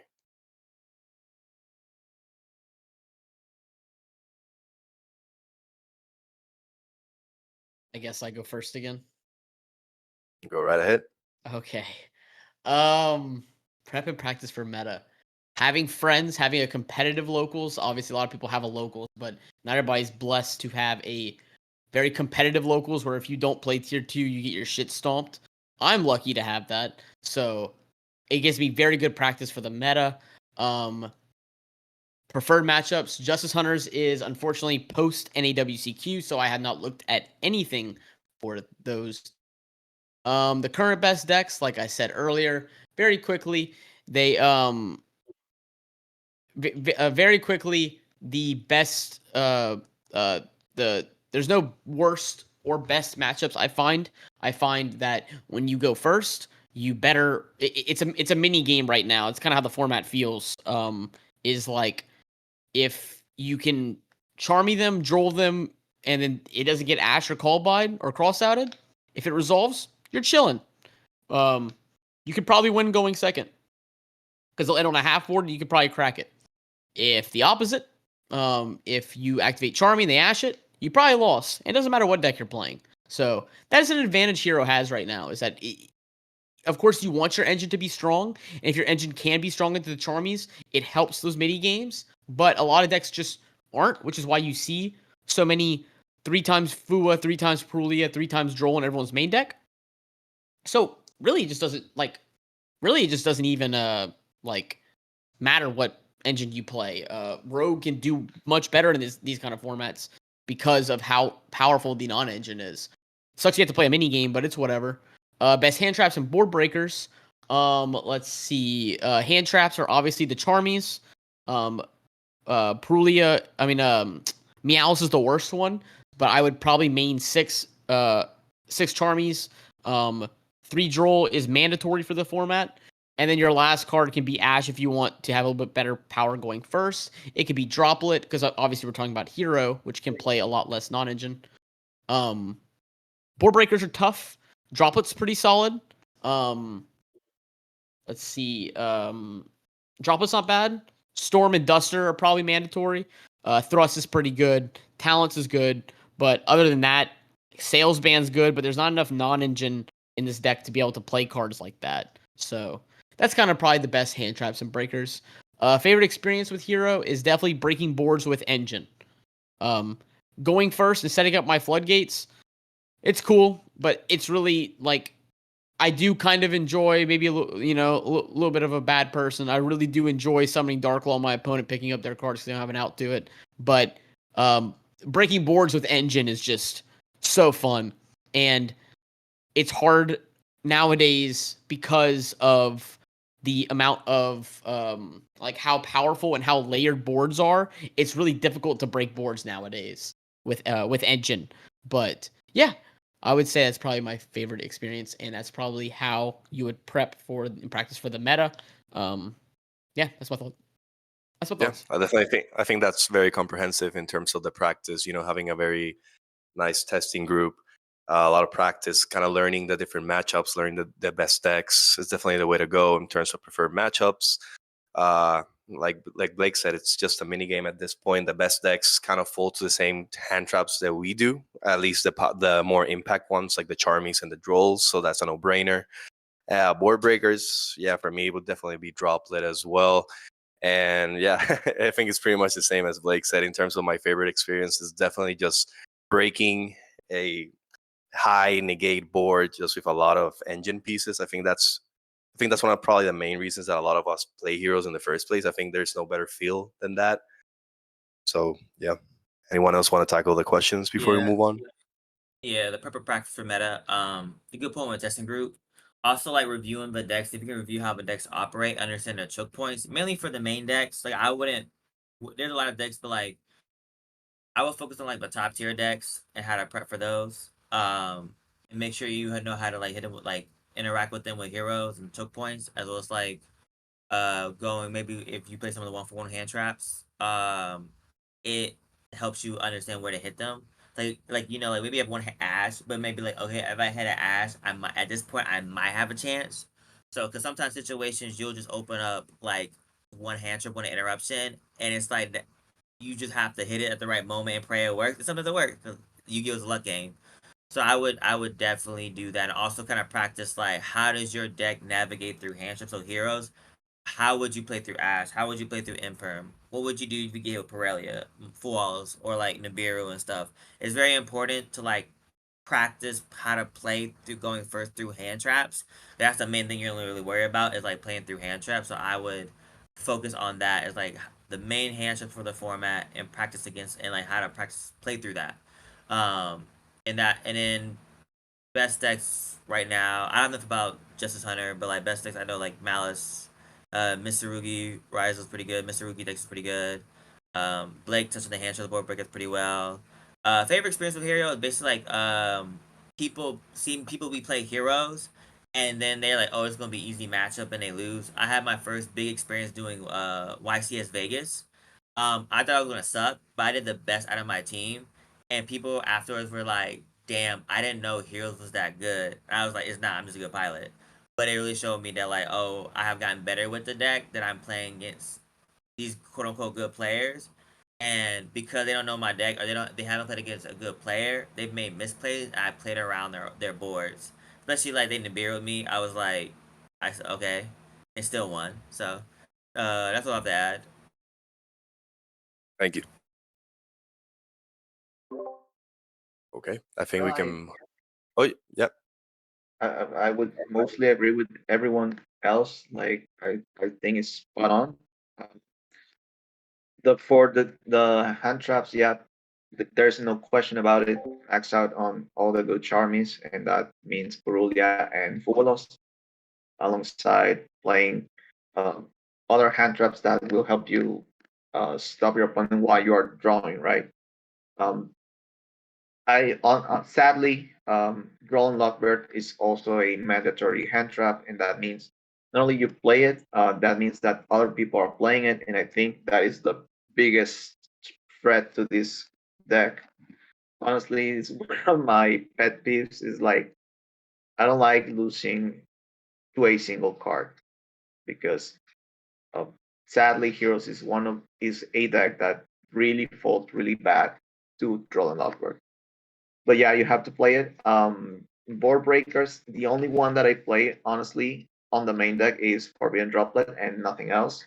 Side deck is different matter, but I think you should be maxing out on the hand traps and just having droplets because I like the Charmis and the droplet is a really really good pair. Honestly, really really good pair. Um, what is my favorite experience with Hero is just as you guys said, um, breaking boards usually is the most fun that you will have playing Heroes. It's having these, let's say, almost animal like a moment, right, where you are just destroying, like your opponent has this unbeatable board that no one can break, and suddenly you just start making the miracle happen, right? Just slowly getting there, and your opponent is starting to sweat profusely because they didn't expect for you to go that far into the combo. And not only that, if you happen to have enough damage on board and you still OTK them, that is just like a huge dopamine rush, right? Really, really good. And that's why I'd say most of your channels exist, right? Because they show all these amazing impossible replays, right? These impossible games where you shouldn't have won but you won anyways. That's what I feel like one of the biggest reasons why you play Heroes, right? It's just that to feel that experience yourself. And yes, also I agree with the fact that a lot of people underestimate Heroes. They just you guys have no idea how many times I just went to a locals and they just see that I'm playing Heroes and they treat me like, oh, you play Heroes, like oh, okay, and they are just really relaxed, just smiling, right? And whenever I'm just ending my combo, that yeah, by the end of main phase, I'm going to activate Nibiru, and yes, sure. And then suddenly they start seeing that I'm not ending my turn after that, and suddenly I somehow managed to summon Plasma. I stole his Nibiru, and also managed to still get some setup and such, and they end up losing. Like just like the other day that I won the tournament, like people were they were just amazed, like how our heroes are that good to win like that. Like I don't know, it's just a lot of it has to be that you have to be really good at the game, like because the deck doesn't have like that many competitive advantages compared to like the top tier decks. It's just a matter that you understand their deck better than they do, and you also understand your deck better than they do, right? That's Thank you. I also no, yep. Rough, if you have any other things to add as well. That's basically what you all said covers it because I haven't had really much experience in this format. So yeah, all good. Right, awesome. Yeah, I think one of the last things I also love overall of my experience with Hero is the community. I feel like, at least in terms of anime decks, I feel like no other anime archetype has received like the amount of support slash love from people that this one does. I just love the overall feel, the underdog feel of Hero just winning an unbeatable game. How people just really love to watch overall people play Heroes and kind of win. I know sometimes, sorry, it's definitely an overall it's like Blake said, it's not necessarily the most fun going first, but definitely the overall experience of going second is what makes the deck worthwhile. Just playing a deck that's not considered to be the best one, a deck that's probably the more underdog feel and just win is definitely no better feel. But yeah, we can definitely move on. This is one of the last slides. So this was kind of a questions we got as well as to if we're not playing hero, then what other decks are we trying out? Which one of those decks would be your preferred option? If any of these decks or other decks kind of feel similar to hero, and if you want to play competitive, what other decks would we recommend? And if those are similar to hero as well. So I myself, I can quickly answer this one because I am not playing any other decks at the moment. I know some of my peers are right now, so I feel like these questions are more tailored to them. But I myself do find similarities in pretty much the images that are shown here. I feel like decks like Luna, like Memento, do share some similarities, even Gem Knight, with the hero play style. So I do enjoy watching them. I don't play them myself, so I feel like my peers could probably give a more detailed answer on that as well. Yeah, so I would say when I play, that's still pretty good if you pilot is like another Jaden related deck is Yubel. Even though Fall from Grace since last year, it's still a pretty fun deck to play. And compared to like I said, like Hero Fiendsmith, Yubel puts up if it goes through, it still puts up one of the nastiest boards. Like Phantom is so nasty. He's like, I'll just change the effect of everything. I don't give a fuck. And it has the same strategy of like you put Yubel against big monsters, I win. So it's a deck if you want to learn. you could still perform pretty well at a local and regional level. I would not say it's like heroes because it's not very fusion based. There's certain aspects that are fusion based, like the loving defender, but even Phantom is just like cheat out contact fuse, a better contact fuse. It's more like a Fiend Link deck, basically, that has some elements of fusion material. So I would recommend personally I play that one. I would recommend that one. If you still want that like a Jaden deck, but still want to be like really good in a like still perform well, especially at a local regional level, I recommend you Bell. And also I'm transitioning because the Prophet Royal convinced me. I'm gonna try out Lunalight because like the deck is cheap as fuck. Beyond the card that come out now, you get the whole core pretty cheaply if you want to. Beyond like the only card that might be expensive is like Impulse. So and I've heard good things about that one. So I also recommend that one too. And Royal still help out too. So I think it'll be a cool fun deck to play this format. Yeah, I'll go next. I think so. The deck that I love, I love Hero, but I also really love Gym Knight. I've always really loved Gym Knight. The decks I've always liked the design of the cards, and it's like like the aesthetically, they're a fusion between like Jesse and Jaden's, their decks, like just the way they look. So like I like them aesthetically, and like the gameplay is how we were talking about earlier, what Hero would be like without locks. It's pretty much this deck. Very, very, very similar. You can also go second, break boards with Engine.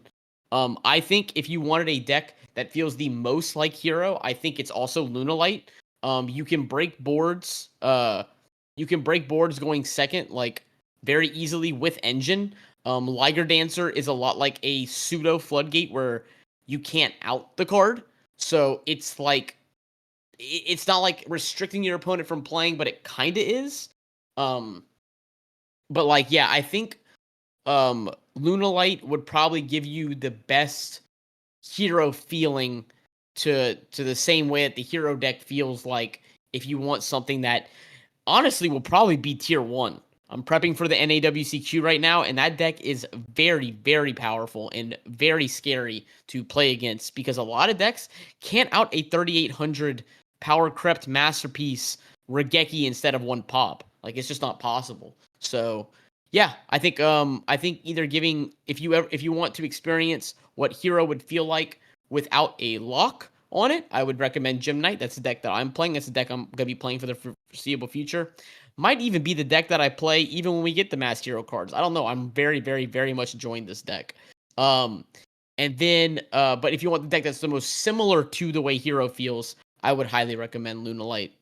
And it's also very, very powerful. The only thing you're going to be missing there with that that feeling is the fact that the deck will be prepared for because it will be tiered. It will probably be low tier 1, high tier 2.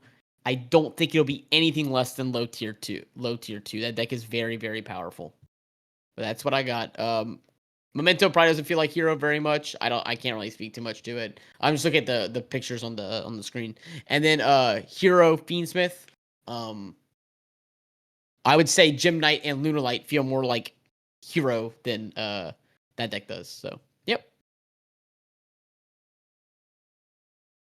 Yeah, well, pretty much everyone said what I was about to say. So, I would play any kind of combo deck. I just really like playing combo decks because I like the versatility of just having, let's say, an extra deck that works as a toolbox and just have an answer for any kind of situation. So, any kind of versatile combo deck, I'm willing to play. But the ones that I would like to play the most are the fusion based ones because, like I said, I really like playing fusions. And I would agree that if I were to play another hero like, let's say, hero like combo deck that works around fusions, I would definitely choose Luna Light because not only I like the aesthetics and I like the play style, and honestly, I I really like the deck as a whole. And if it wasn't Lunalight, I would honestly play um perhaps another anime deck like Blue Eyes. I know maybe too vanilla, like everyone is playing Blue Eyes, but I also like that. I also like that deck too. What other decks am I trying out? I play a lot of other anime decks. I play Yubel, Dark Magician, Blue Eyes. The one that I would recommend the most was Yubel. When Yubel got the new supports, oh my, I really like those supports. Like the deck became so good, and especially being able to play with Fiendsmith, that was really disgusting. Like so when trying out the deck, none of my friends wanted to play me using the deck because I was just in the grind with the combos at the time. But after I stopped like playing it, I kind of got out of the combo. So I just stick with hero for now. But yeah, I really liked how Yubel felt after. What deck feels similar to Hero? I would say Branded, honestly, because since Branded could do all those fusions and whatnot, and it also plays like 60 cards, kind of feels similar, even bricks a little bit. So, if you want to play competitive, what other decks would you recommend? The only other competitive deck that I've tried out is, like I said, Yubel and Fiendsmith Yubel. You can play pure Yubel. It does okay, and it's actually really easy to learn pure Yubel. So yeah, and that's really it for me. Also, very good point. Like Blue Eyes, if you want to play an anime deck, it's still pretty decent, below to the ground, easy to learn. Blue Eyes is a pretty good deck to learn. Because it's basically like Prime My Blue Eyes. Because it's like you don't have it. You can play a simple board, but it can still do enough to like play around your opponent. So I would like if you want to play Blue Eyes, especially because they reprinted all like the Prime My cards. I would give that a shot if you like the Blue Eyes deck. Awesome.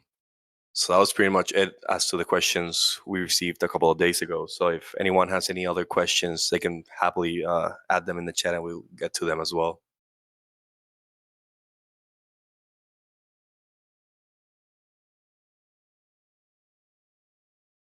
Also, shout out to Omni. He made this PowerPoint. He did a great job with this Real. PowerPoint design. So shout out to you for that and putting Yeah, it big up to together. Omni.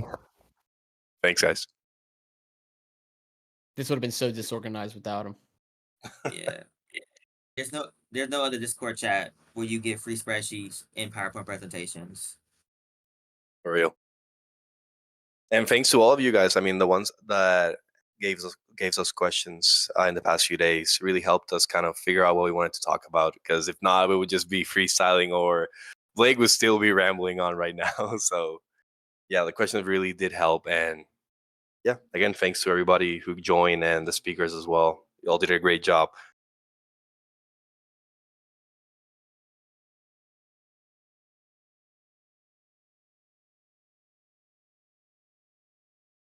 So there's a question in the chat as to what are the main cards to react to from decks like Malice or Memento.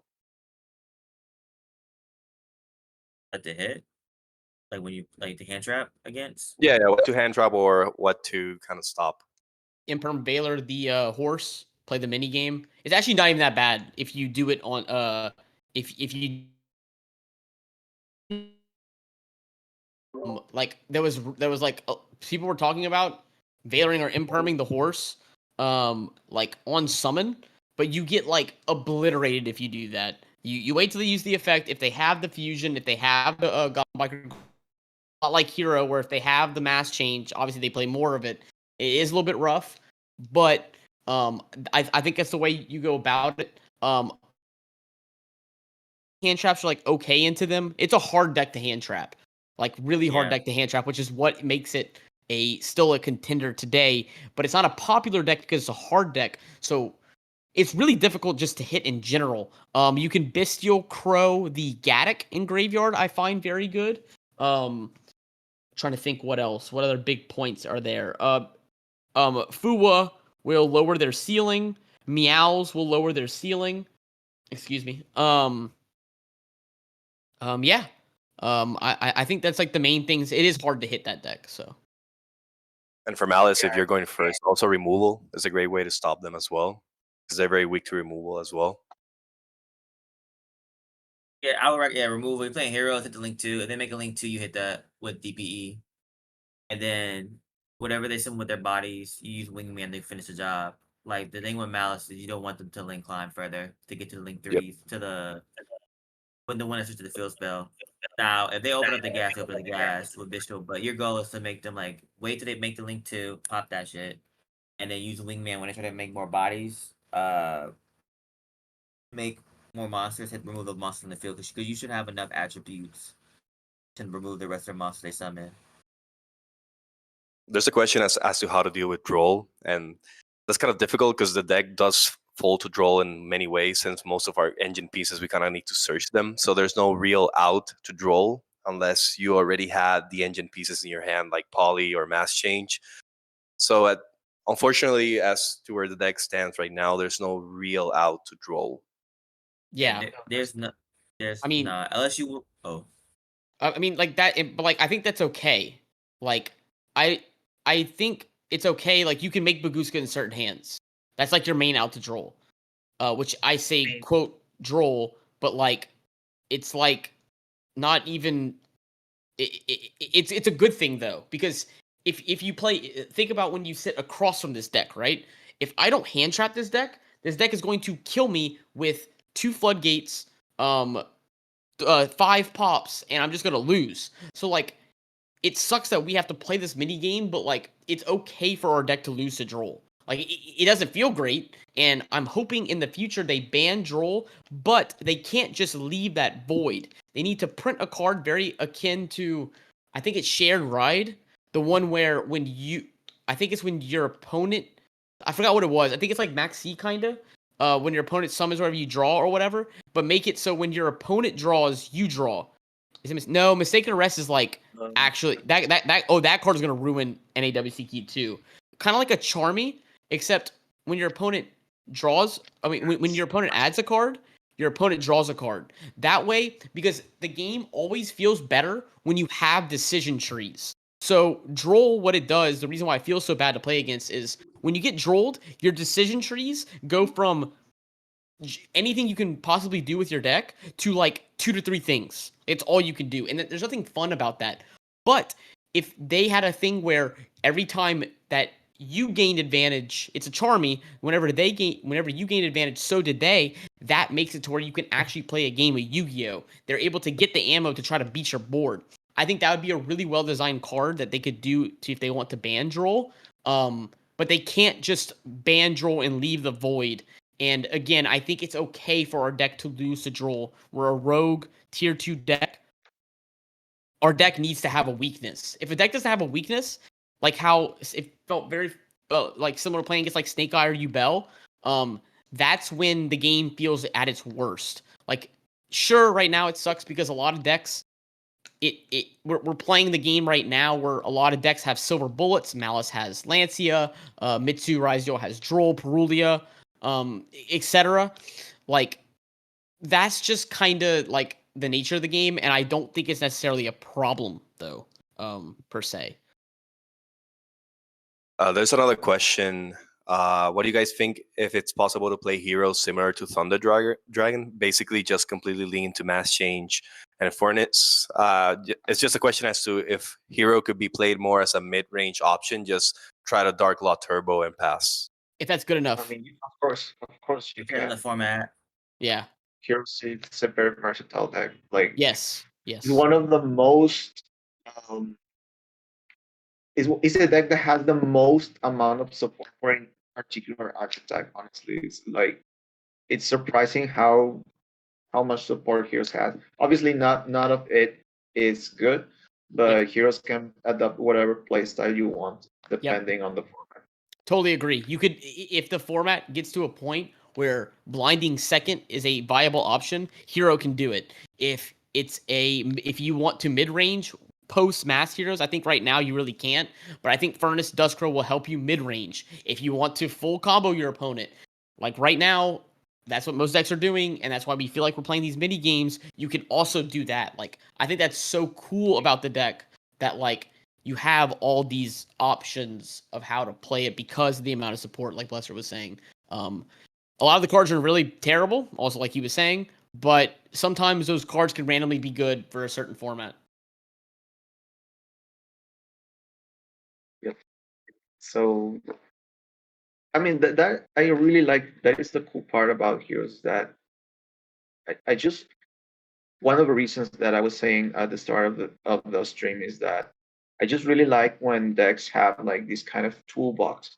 They have to work around. They have different tools for different situations, but they always have an answer, right, for that kind of situation. my only gripe right now with heroes is that they don't have really good answer for Droll and Lockbird, and that is why I was going to say that back when they were saying that what kind of support we would still wait for heroes.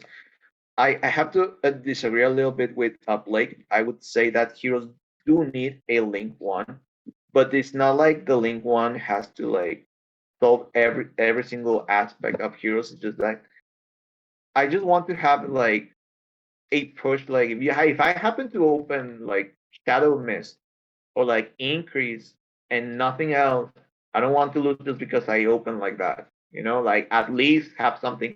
And the link one is not going to make like heroes broken because if you hand trap that particular opener, like most likely than not, you're going to end your turn. But like at least your opponent had to spend the hand trap, right? Not because otherwise you just are setting a monster and he still has the hand trap to wait for the next turn. Like I would I would uh I would say like they need a link one that works like a how's it called, like foolish burial goods, that allows you to send a fusion spell from deck to grave, and that way you can work around Nibiru.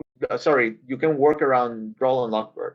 You have at least some play. Like it's not going to be the best end board ever. It's not going to be like broken or anything. It's just it allows you to play around a hand trap. Like I think it's fair for here. Like if you're going to be a combo deck that gets hit by every single hand trap, every single disruption imaginable, it is fair for you to have an answer for any kind of situation, including Droll and Lovebird.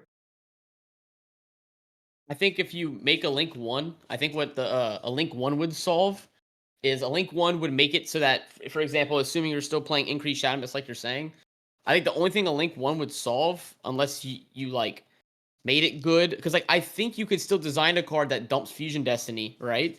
But like not make it a link monster, because like hero only the only reason why there are link monsters in for hero is because every deck had to get a link monster for those for like we haven't gotten one since, and I think there's a reason for that. Like I think they don't want to give us more of those. So like I think a way of dumping foolish burial, a way of like foolish burial goodsing fusion destiny is a great idea. I actually tried playing foolish burial goods in this deck multiple times, like just for that, given what we have.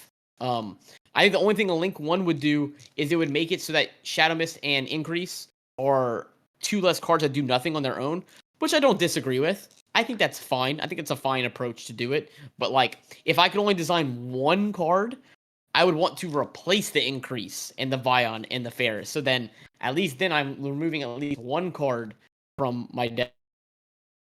But that's the thing. Like I just believe that honestly, heroes do not need more main deck support. Like they only need to fix what already it's there. You know, like increase is just a garnet because you cannot do anything of value with it. But if you happen to normal summon, make a link one, and the link one, I don't know, like allows you to set up something like sending a fusion spell from grave, and then you take damage. You can place increase into the back row, and then you have full combo out of that normal summon. You know, Disagree with. it I'm just saying. doesn't have to be. And I said like it's not like it has to be like a link one that works with every single hero. You know, like I just want it like let's say for a hero monster that is 1,000 attack or less, and I think that is a good parameter of saying what cards are available for link one and whatnot. Because let's say normal summoning Stratos and then making a link one out of that, I think that would be too strong. But what I was saying like is I just want to have like a way to work around the draw and lockbird situation, and it doesn't mean that you have to do dealing one on every single occasion and every single situation. It's just I want a way to not immediately fall to one hand trap because I don't like losing to one card. I like I was saying, like Heroes is one of the decks that get hit by every single disruption in the game, and I think that's fine. I think it's fair because they have so much overextension that it's warranted. But then again, like they should have ways to work around every single situation if every single hand trap disrupts them. I think it's fair.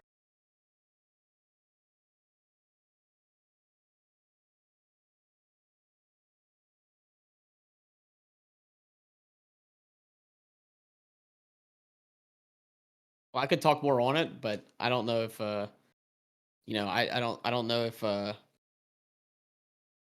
just don't agree necessarily with the fact that like Hero is not a Link deck, so I don't want it to be solved with a Link monster. I think we've gotten away from let's just throw a Link monster in this random deck because we're not in that era anymore of like to solve this deck's problems. I mean, that's why Blue Yeah. Eyes got solved by a Link 1, right? And that's why Arcus also got solved by a Link 1. Yeah, Like, I think we don't do that it's just anymore, lazy. right? Yeah, I just think it's lazy when they give Blue Eyes a Link 1 when they could solve it a different way if they chose them. But You know? people don't seem to mind, honestly, because they are playing the deck and they enjoy it just as good. And honestly, like I agree that trying to solve everything with just links is not a particular way that I would like to solve things. But the thing is that when you start doing that with every single deck, like you have to continue, right? Like you cannot just say like no, you're not getting one, right? I especially because that happens when it's kind of like a legacy deck, like an old deck that plays a lot of engine requirements, which is the case of Blue Eyes, and it's also the case of Orcus. They had to find a way to just fix, let's say, the drawing into the garnets, and the only way they had um, to do that is just creating a link one, and that's honestly the only way you could also solve heroes with on a consistent manner because then again, like if you're just creating more main deck solutions, you have to create or like more power spells or more power plays that most of the time, whenever they do, they just create more garnets to compensate for the fact that you're adding more stars. Like I don't want that. I just don't want to make the deck more convoluted than it already is. Just go just directly solve the issues right now. Like the deck cannot grow any bigger because there's no more space, honestly. Yeah, I mean, I don't know if we're gonna get anywhere because I don't agree. So, I'm going to answer the Vanquish Soul Canine deck that JiGun tagged me in. I think that is going to be a tier 1 deck that plays on our turn 0 if they open. I don't think they need to even high roll. I think it's on average they're going to be able to. They need to see Holisu, localized name. The deck's just good. It's just like anytime we play against the best deck or tier 1 deck, that deck's just good.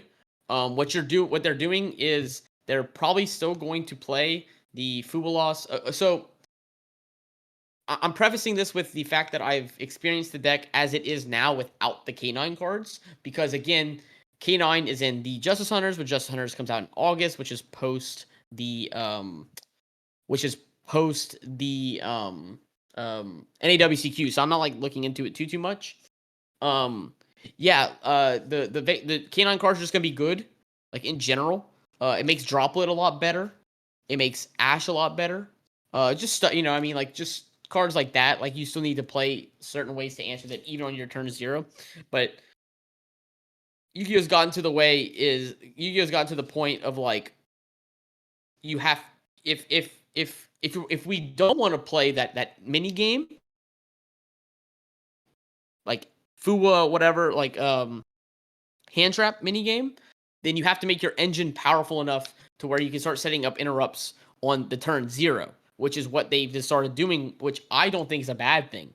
Because now instead of, oh, I'm playing against Alice, all these decks, and it's just people chunking Fua and Perulia at each other, and whatever deck you're playing doesn't actually matter that much because it's just non-engine battles. now they're making like Vanquish Soul, for example, like there's a reason to play Vanquish Soul because Holly Sue is like an in-engine hand trap that can set up 2 pops if you open well.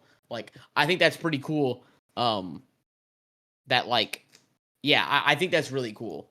I think, but again, to answer how to beat it, same every.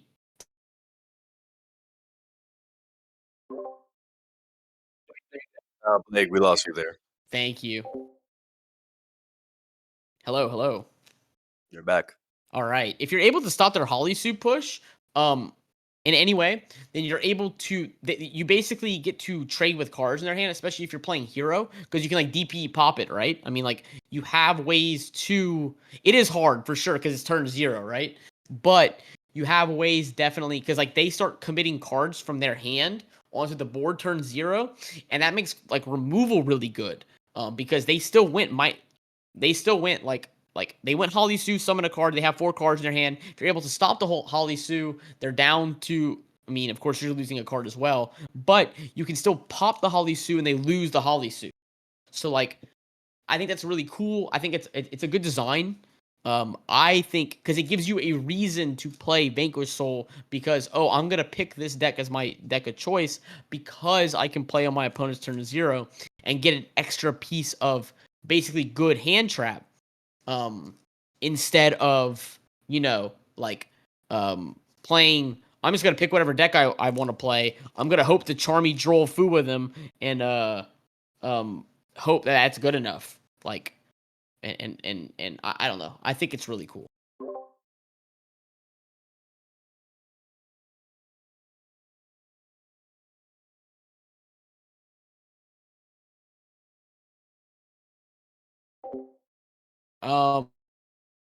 Again, I haven't tested too much. Yummy looks like it gets folded by our board. Dark Law solos. Yeah, much, those it feels decks. like it, right? Yeah, it feels like it to me. And like Dragon Tail's another one of those decks that plays. Yeah, Yummy loses hard to breakers. Their board is really good, but you might be able to break it with like a mixture of a few breakers and just engine, which is like gives us that gameplay that we really want. Dragon Tail looks like to me, at least in the TCG, is going to be the worst out of the 3. For us, I think the deck's good. It's a solid mid-range deck, but it depends on the format, right? Because it's really difficult right now to play mid-range decks when all of the decks are like Omega combo decks. Like they just blow you out. Like Malice, Mitsu Raiziel, all those are hardcore combo decks that just blow you out of the water. So it's really difficult to play mid-range decks, which is why I'm really going to be interested to see how well Vanquish Soul does. Because like Vanquish Soul, it might be a combo deck now. Post support, it kind of feels more like that, but definitely pre support, it was as mid rangey as it got. So I'm interested to see how well that deck performs. But I think the Justice Hunters format is gonna be a lot better than the Mitsu. I'm just hoping they push the Mitsu Raiziel stuff out, whether by force or by natural power creep. We'll see, but I think the Yummy matchup's not bad. Going first or second. Another thing for Justice Hunters is that Dark Ruler No More is going to be a lot better. And with our new edition of the with the Mass Heroes plus Contrast Hero Chaos, we can play around Dark Ruler. So, very easy concept. If you got to set up the trap, you end on a Chaos, you go they go Dark Ruler, you go chain trap, and then you chain Chaos, target the Dark Ruler, and then you can on resolution of favorite contact, you can summon another Chaos, and Chaos isn't once per turn. So you still get some kind of negate.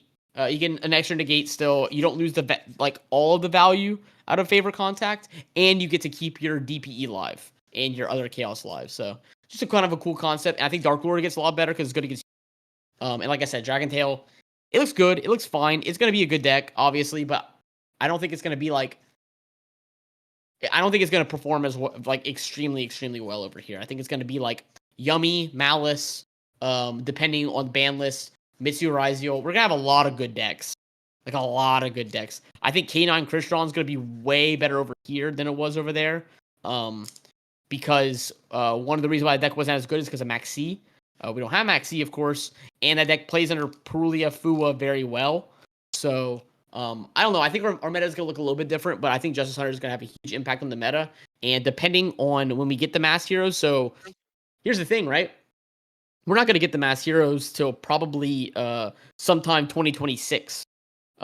Probably they could get imported in the 10s, but I really doubt it. We'll probably get them sometime in 2026. That's a long time from now. Like, even though we're in the same format now as we as we were, no ban lists, barely any impactful set releases, the format for the NAWCQ is way different. We're playing under mistaken arrest. We're playing under Protoss every game now. Completely changed, just figuring out the format. So I think that's really interesting that is what's probably going to happen this year. I can give my best predictions, right, of how, but we're not going to get the mass heroes till much later into that Justice Hunters format, and there could be a ban list. There could be, you know what I mean? There's so many things so many factors that are going to be before we get the mass heroes. And we probably won't get them for very late. Let's see. Where have you thought about releasing gameplay videos? It'd be great how to positive. It's really hard for me to record at locals, and I don't like playing Yu-Gi-Oh! Online very much. The only time I play Yu-Gi-Oh! Online is when I'm hard testing for an event. And I mean, and there's so many takebacks and stuff, it's really hard to follow. So it's just not really feasible for me to do videos, for me at least, like at locals. It's just not feasible for me. Hypernova, with the Protoss thing, it's just like with my locals where like content, just like hearing from people, like the Protoss block is like a thing people are doing, especially play around with Charmings. We're like, okay, cool, you charming me, but you won't get to play on your turn. So it's like I have heard like people playing that more to play through the Charmies. It's Dinka Bowie's deck.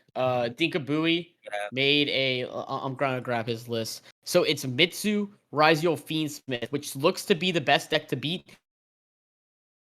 Because like exactly that, and this isn't like meant to like poke fun at you or anything, but exactly because you're like, where are you seeing everybody on Protoss? That's exactly why it's going to be so good for this event, because people are not as much as they need to be. I think Dinka Bowie's list is going to absolutely take over the maybe not card for card, and I don't know why your organization's bugged. Okay, never mind. Let me get a better screenshot real quick. Proto, and then especially just trying to bring it back into heroes just a little bit. Proto's called Dark. I mean, we get FTK'd, right? So like that's another thing we just lose to. Oh, it's Shared Ride is seeing a lot of play too. Is it Shared Ride or Mistaken Arrest? I'm sorry, I get those confused all the time. That's the one. Yeah. Yeah. So that these are cards that are looking like they're really gonna plague the format. And yeah, we lose to those cards too. By the way, we lose to Mistaken Arrest very hard. That is barrier. It might as well be Barrier. Again, it's another copy of Barrier, basically. This is the deck that I'm playing against the most right now. In this, which we're getting off topic of the hero stream, so sorry, but yeah, this deck is probably going to be our best deck. Probably, I'm not sure. That's a good example too. But like a lot of these pro players, they do a lot of testing. Even on the Yu-Gi-Oh, like things change so fast, so people make updates. Cause like people went from like Charmers at 3 to like we play 6 or 9. Then it was like, all right, how to play around with Charmies, and then they figure out this way with the Protoss lock to at least like if they want to play that game, because a lot of people are not playing the 1-for-1 hand traps like Imperm. They even cut out Imperm and Valor. That they're like, okay, cool. Then we'll just play Protoss. So we'll just play through stuff.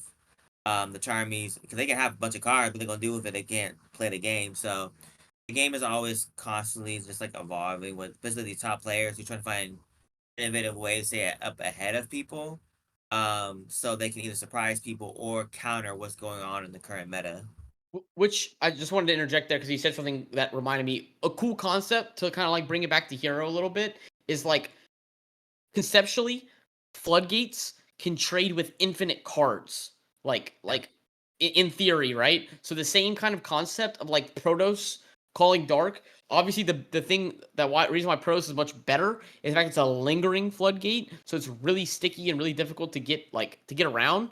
But theoretically, Plasma, Dark Law, those kind of cards can trade with infinite cards if your opponent can't play the game. It doesn't matter how many draws you give them. If they can't beat, if they don't have enough pushes to beat the Dark Law floodgate, plus in the future the Chaos Negate, plus the Trap, plus DPE, it doesn't matter if they have 15, 20 cards in their hand. It doesn't matter. Like right now, it feels like against a lot of these decks, if you set up your board, even if you give them a few draws, you can win. The breaker that's the most popular right now is Droplet, and you can't do it under Dark Law. Problem is getting there. That's always been the problem with Hero right now. Is that I don't think the pieces are bad. Our end board is very, very, very, very, very strong. It's about getting there. So yeah, I mean, yeah. So like so with Dark Law. Dark Law as a floodgate will cut off a lot of the popular board breakers. And then now we get the mask here with Contrast. We can play Imperm. We can play around Dark Ruler evenly. So it's just there's enough with heroes now where it's with the extra board of Contrast, you can just carry with that floodgate, and prevent them from playing or make a strong board, and then you can just win from there. And that's the other thing too. With we have 3 pretty good floodgates like Dark Law, Plasma, and Dark Angel. That depending on the format, they could be pretty useful, to against any matchup. It's just Dark Law is kind of the better one because of the ease to make that card, especially post the new Mask Hero support. On how it can shut a lot, especially there's a lot of decks now where it's they are graveyard reliant that you just put Dark Law on the field with DB, they ain't doing shit.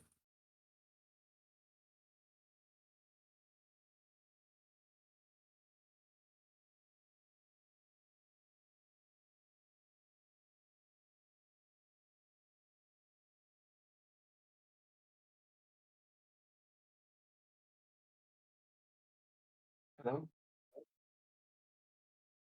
Tell me everything. I'm too quiet. Yeah, I'm trying to read if there's any other questions, but I think there aren't any at the moment. Trying to see. Thanks.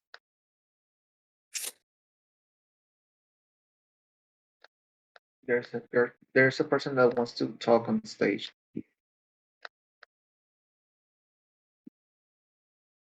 I think the answer. I think you can't. I don't. I don't know anything about the stage permissions for Discord, but I don't think so. I mean, JiGun, do you know?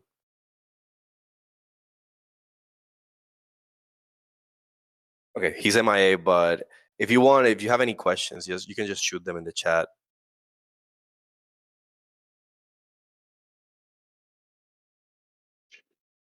I think it worked.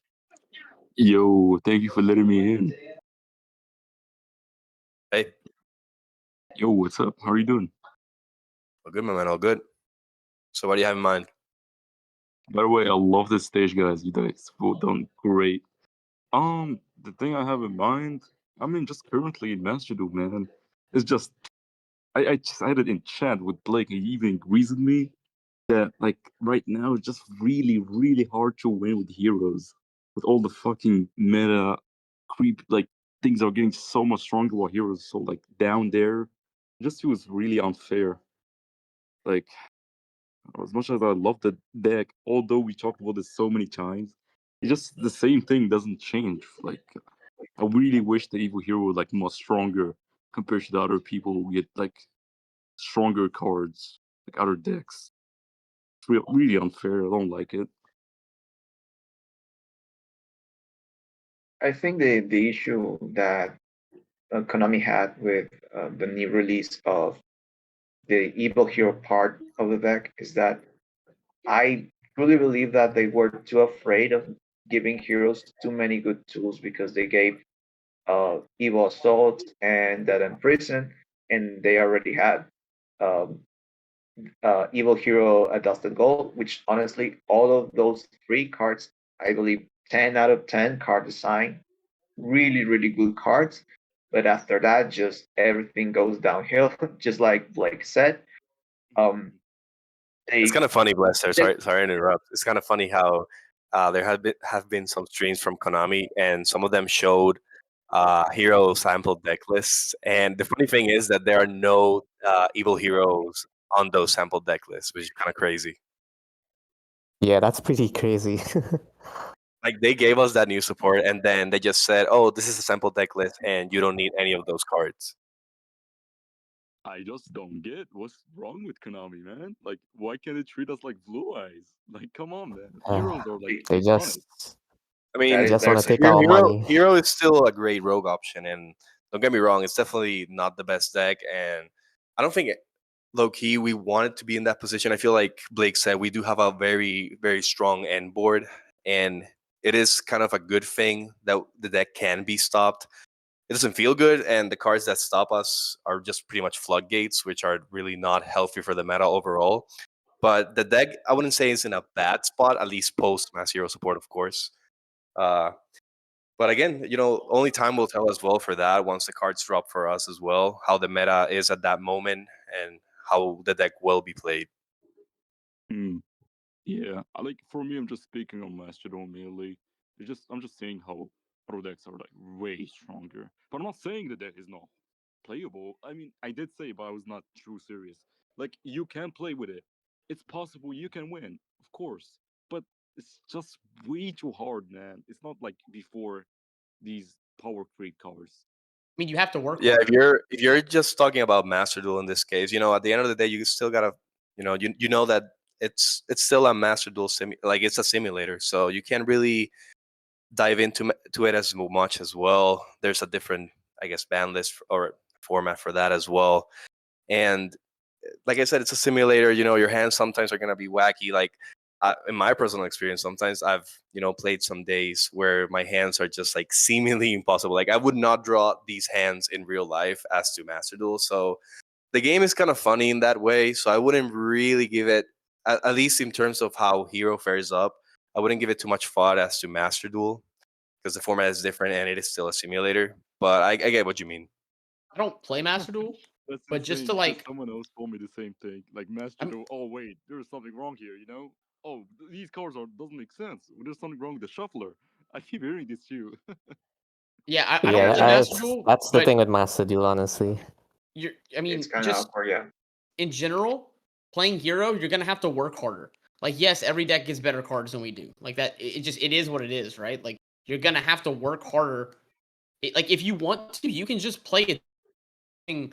Like if you want to play a deck that like gets good cards, whatever, you can play another deck. But like if you want to play hero, which this is what I've done for a long time, going to regionals, going to Nats, going to all these, performing the best that I can, given every situation that I can. That's all I can do. I had to work much harder than everyone else because even if I'm sitting across from someone that I know that I'm better than, because I'm We cannot hear you. subpar engine, I have to work harder. I have to play better. I have to build my deck better, and I can't be lazy about it because I only have so. You just have to work harder is really the main thing. Whether it Master Duel, whether it TC, if you want to play something that's not tiered, just have to work Yeah, harder. I think that's like for any other deck. Like if you play those decks, you must not make any mistakes. Because if you do, that's the difference between winning and losing, in my opinion. It's not forgiving. Hero's not a forgiving deck. Exactly. They're not forgiving. If you do a mistake, you're done. You're GG's. Yeah, Hero But is not. It's very unforgiving for sure. But I understand what you're saying. Like it certainly is something about the Master Duel Shuffler. I don't know how it handles it, but I understand. But just so you know, like it's not just Hero. It's for every deck. They sometimes get un very Nah, unlikely sorry. hands. Nah, sorry, Blesser, but that's a little bit of cap. Like, at least from my overall experience in Master Duel, like you can tell, like when it's a favorite deck. Like sometimes, like the top decks, they just draw custom, and that's just a Master Duel thing, by the way. This is just purely Master Duel. Sometimes, like the top deck, it's like Konami wants you to play that deck. Like they just Okay, get but the most custom hands. look, I'm just super out of my element. But is there anything backing up that there's like a loser's queue? Like as like you're saying, like kind of concept? Because like to me, because this happens in TCG too, it really feels like it's just data here. Like you're A like lot of people have told me that, but I'm not sure. that's what I'm saying. Like I want to see some code. I want to see some back end like to prove or disprove that. Because to me, because we are an emotional species as humans, and it just is what it is, right? We're very good at It's going picking. deep with this one. Okay. We're very good at picking data to to like basically to support our claims instead of being able to look at the bigger picture because we know what we feel like reality, right? So we feel that way, right? Like we feel like our opponents are drawing better than me, whatever. So now we're ignoring all of this like other data to completely disprove that. We're only cherry picking the pieces of games that like I can remember of. Yeah, Blue Eyes S deck. He 6-card comboed me. I got 6-card combo 3 times in a row instead of it just being like unlucky, you know? Like Okay. because that happens in TCG too. Like all the time people Yeah. say stuff like that. But like if you straight math it, you did get unlucky, but it happens. Like it's a card game, there's variance. That's why I'm Very curious if true. there's any back I end code to support claims. so no The backend issue, code. This is just pure. Okay. Go ahead, Buster. no, the issue is that I don't know, like if you guys, I mean, could say the same thing, but there are times where just you get very unlikely hands on succession, right? It's not like, okay, I got very unlucky in this game, but the next one should be fine. But suddenly it's about almost the same as the previous one or even worse. Yeah, but I mean there's But it no starts happening on succession, and I obviously you could attribute that to just luck, and at the end of the day, there's nothing else that you could say, right? Because it is luck, but um, I don't because know. it So it's is. just Yeah. really weird that. So in my case, Go I, ahead. I have a funny. I have a funny anecdote. So this obviously this is not any confirmed information whatsoever, but has been my overall experience. Like I would say, like the past 5 or 6 seasons regarding Master Duel. I do have found that playing at specific times goes better than others. Like for example, let's say I'm playing at 11 or 12 in midnight in my time. I think I'm queued mostly with OCG or Japanese players. And again, this is purely anecdotal. There's no evidence. There's no back end code. This is just my experience. That's usually where I get like the most whacked, like the most impossible hands. As to like you can't play like unplayable hands, or let's say like the opponent just has the answer to everything. But then I play at other times, like say 2 p.m. my time, and then suddenly I'm getting normal hands. I'm playing. I'm able to win. Like the situation changes, and even though this sounds completely like biased, I don't know. That has been my experience for like the past 5 or 6 seasons. So I feel like there's some merit to it. Maybe not what I'm saying, but it is kind of strange that when I play at certain times of the day, like my hands are impossible to play with versus other times of the day where I just find myself being able to play. Like the hands look okay. This is a okay hand. It's not that I don't brick, but it's like okay, this hand's playable. I have maybe 1 or 2 pushes versus having I don't know, like having the 2 increases and the 3 malicious in hand, for example. Like completely custom impossible hands. I don't know. It's funny. It's obviously not evidenced whatsoever. It's just like Yeah. a fun anecdote. And not to take that away from you, I don't play Master Duel, so I have no idea. Very interested to seeing collecting this data over obviously because like it's too late now for the past couple seasons. But if there's a way for you to highlight what cards you drew, like highlight what cards you drew, highlight what times, put it into a spreadsheet, and we can take a look at it and see if there's something there. Because I'm a huge like that's what I do for a living. Like I do like I'm a data guy, math guy. So like I love stuff like that. And like I said, you play Master Duel. I haven't played Master Duel since it came out because I think that game's terrible. But like I would like love to see if there's a claim, like if there's literally something there, because there could be. I mean, like there really could be something there that they put. Like I'm just saying there's a good chance there's something they're doing. It's weird though because every deck's different, right? So like, is there somebody in the back end saying, "Oh yeah, I know that malicious does nothing on its own, increase does nothing on its own, so I'm gonna make you draw those cards when you're about to rank up to whatever Diamond 1 or whatever." Like that would take a lot of resources to have somebody analyze all these decks, understand what cards don't do something, and then push it to a point of it makes sense because it keeps you playing, right? Like it will keep you playing. It's not a terrible. Yeah, it's like a gamble. It's like keep okay, you engaged, I they I keep just you completely fucked engaged. up with this hand, but I want to see like I want to keep playing because I want a better Yes. hand. I want to win. Yeah, because you want And I you feel want like to end that on a is, win. and I feel like that's usually more frequent whenever you're about to rank up or something. It happens when on important matches. If you are about to rank up or you're about to rank down, uh, there's like a weird, I don't know, like the game usually pairs you with some weird matchups on those rank ups and ranks down too. But my whole Yeah, thing I do is agree that with just Blake. what we I feel would like, love to right? see that data. Because me too. Because like, is that just what we feel like? Because like this last game is going to be memorable because we're like, okay, we're about to rank up. We're really excited or whatever. Oh my god, I drew increased Mally and my opponent drew max. You know what I mean? Like we just get more emotional because we're like excited to rank up, and it's a more memorable moment. So we remember But I do that believe game and not all the games beforehand that we drew fucking perfect. And just because it was a game before we rank up, we basically correlate that to, yeah, there must be something in the back end system that made me draw bad. That's just, I'm but just throwing that out there as a completely unbiased, straight math, no emotional, like No, yeah, I that. definitely agree. yeah, That's how I feel. It's interesting. It's really interesting though. I love it. I love the idea of it. I just think it sounds like a lot of work. Just having like a Konami tech guy just waiting Yeah, for you to rank yeah, up. It's like, yeah. okay, bro's about to get 3 Mally to increase. But it's Okay. also per deck, the right? tinfoil hats, right? The It's tinfoil hats.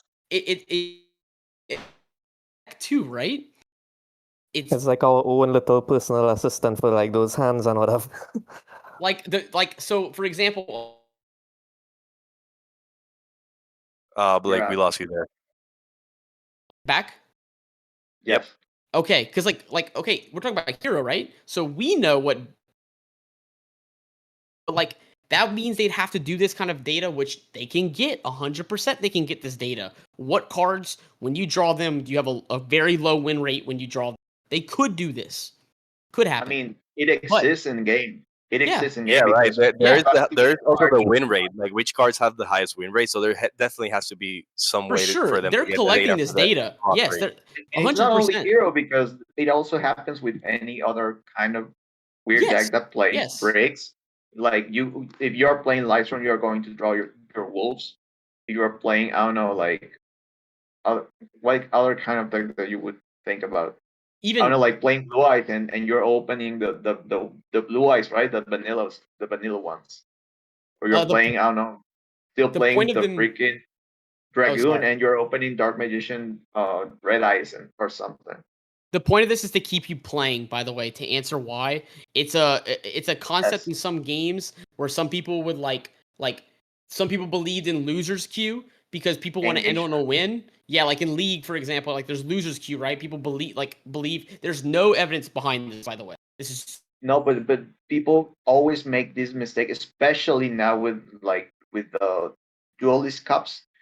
Like you guys like you're just experiencing it right now, but I already experienced that way before you like if Master Duel existed, and that was in Duelings because they essentially copied the same format, but it's worse in Master Duel because the cool thing about Dueling is that the games are fast. Like if you're losing fast. If you're winning fast.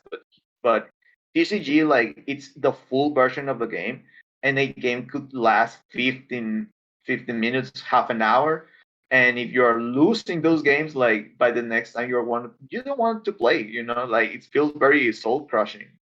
And because it's a gigantic grind, I'll- and people do not know how to handle it because they get engaged precisely of that because they feel like they're lagging behind everyone and they feel forced, they feel pressure to keep moving on. But the thing is that after every single loss, like you start to tilt, like you start to lose rationality on your plays, and you start to make misplays, right? It's about having like the right mind space to just keep it cool and just keep playing if you want to pursue that endeavor, because honestly, the format where you're just playing 72 hours straight is just, it's just not healthy, man. It's Talk not about healthy. you're Like, talking about the Duelist Cup. Yeah, it's about not tilting, and it's about sleeping Guys, sleeping well. give me one sec. I'll let you continue. I just wanted to say for the people in the audience that I know we're rambling on, but if you guys have any other questions, you can definitely just shoot them in the chat. Oh, good point. We'll continue to ramble on for a few more minutes, but if you have any other questions, you can definitely just add them in the chat. But Blake, go ahead. Yeah, I mean, we don't really have anything else, right? This Yeah. time for us to answer questions. Yeah, the Duelist Cup, I don't know, because I'm, again, not Master Duelist, got to preface that. But it's really interesting, the fact that it's a test of mental, it's a test of endurance, and it's a test of like not tilting, because people get tilted. How do you guys feel on 2 mass change? Okay, let's I'll answer these I could questions probably instead. answer that the same way that Blake would. Blake would always say, like, you could have the second mass change in your deck, but you would rather see called by, you would rather see another Fu one, a droll instead, like more non-engine instead of that second piece of mass change or engine. And why? Oh, you got that one, bro. You got Okay. that one. Okay. I was seeing. So the thing is, like, I want cards that are not conditional. Obviously, a lot of hand traps, a lot of non-engine do, of course, are conditional for their activation. But in the most part, these cards are not going to be contingent on another piece. Where it's kind of, well, thank you for joining. And like non-engine is just one of those cards that's just good cards to always have. Mass change, dude, there's sometimes like they're gonna they're gonna mess up somewhere, and they're gonna Valor Imperm the wrong thing, but it would have ended your turn. And you have the mass change, and the game's just automatically over. But it's like those are less consistent than another piece of non-engine. That's how I feel about all cards. Like Poly, mass changes, all of those. They're great conditional extenders, and they can win you the game. But consistently over many, many, many games, your best cards in that slot are going to be cards that help you go second, which mass change does not. Poly does not, compared to Fua, Perulia, Droll, Droplet. Those kind of conditional extenders. I mean, just non-conditional, non-engine. Those are just the best cards for you to be able to have in that slot, and it's a give and take. Like, if that card is an object, and it can be anything you want it to be, but I think there's better choices than others in that slot, because there's only so many cards you want to put in your deck. You don't want to go over a certain number. Blake, Yeah. now you mentioned something that I think you could also expand upon, because I think you talked about this in your stream as well, as to whether or not to imprint, let's say, the increase of the Vion. I think we also talked about this on our one-on-one. Playing against Hero? Yeah. Yeah, when playing against Hero, like some people would try to, let's say, Valor or Imprim the increase. Your take is to Valor or Imprim the Vion. I think that's a good On talking summon. point as well. On summon, Yeah. 100%. That's the best place to hit the deck, and people have not people still don't realize that, even though this deck has been out for this long. If you Imperm or Valor the increase, let's say you're picking between those, right? You ash the increase 1,000%. But Imperm or Valor specifically, if you mass change the increase, they get folded. But if they Imperm or Valor the Vion on summon, you now have to basically, you get your Foolish. This is gonna completely change, by the way, post Mass Heroes, because we got our King of the Swamp, thank Christ. But now, like, I'm talking about at this exact moment before the Mass Heroes, you would be able to mass change the Vion. Sure, you get the D Hero engrave, but if you use your normal summon already, you can't get to Poly because your Vion's negated. If you We lost you there, Blake. this time I swear to hit the deck right there. So yeah, I mean that's the best place to hit the deck if you're playing against Hero. Yeah, I feel like that was a good talking point, because I feel like most people would argue they would try to Valor or Imprint the increase. Yeah, it's just wrong. Very... Yeah, it's just wrong. But yeah, post maybe, because now let's say they on Vion, so Vion effect, they go Valor Imperm, right? And we chain mass change. We now get a D hero in rotation, which is so conceptually another great thing I wish I could have brought up at another time. The hero deck needs two things to two conditions to be fulfilled, right? So the big two things, which I think helps anybody trying to learn the deck, the two biggest conditions that need to be met for you to be able to have a successful combo is you need access to Poly and you need a Destiny Hero monster in Graveyard. Now, there's multiple different, obviously now you need an Elemental Hero monster of a different attribute other than Light for the Flamewing Man. These are very like high level concepts that like very high bird's eye view on how the deck kind of works. Beforehand, so let's take it back to the example of why you stop them there. And it's really important to identify these things of how decks work at a high level, because if you understand how decks work at a high level, you instead of watching a video on, hey, here's where to hand trap, you can figure these things out yourself, which helps if you either play the deck or play against it enough for you to figure out these play patterns. So, Vion effect. Affected dump. They go Valor Imperm. We're gonna be in the context of post mass heroes. Now we go mass change on the Vion. We dump the Mally. We can now get up into Cross Crusader with our other two bodies. And then we can summon, with Cross, we can summon back the Mally tribute out. And now we can grab Dusk Crow. Dusk Crow gives us a Furnace. And now Furnace gives us another attribute. And it gets us access to Poly. So that's why these cards are so well designed in the fact that, like, it's going to cover up a lot of our little weaknesses where people realize how to play against the deck. And they knew where to hand trap it correctly because nobody at my local hand trap incorrect. Not no one, but for the most part, most people I play against would know where to hand trap, right? So I was having a really hard time playing this deck. But now that's going to get completely flipped on its head with just two cards. That's why these cards are so good.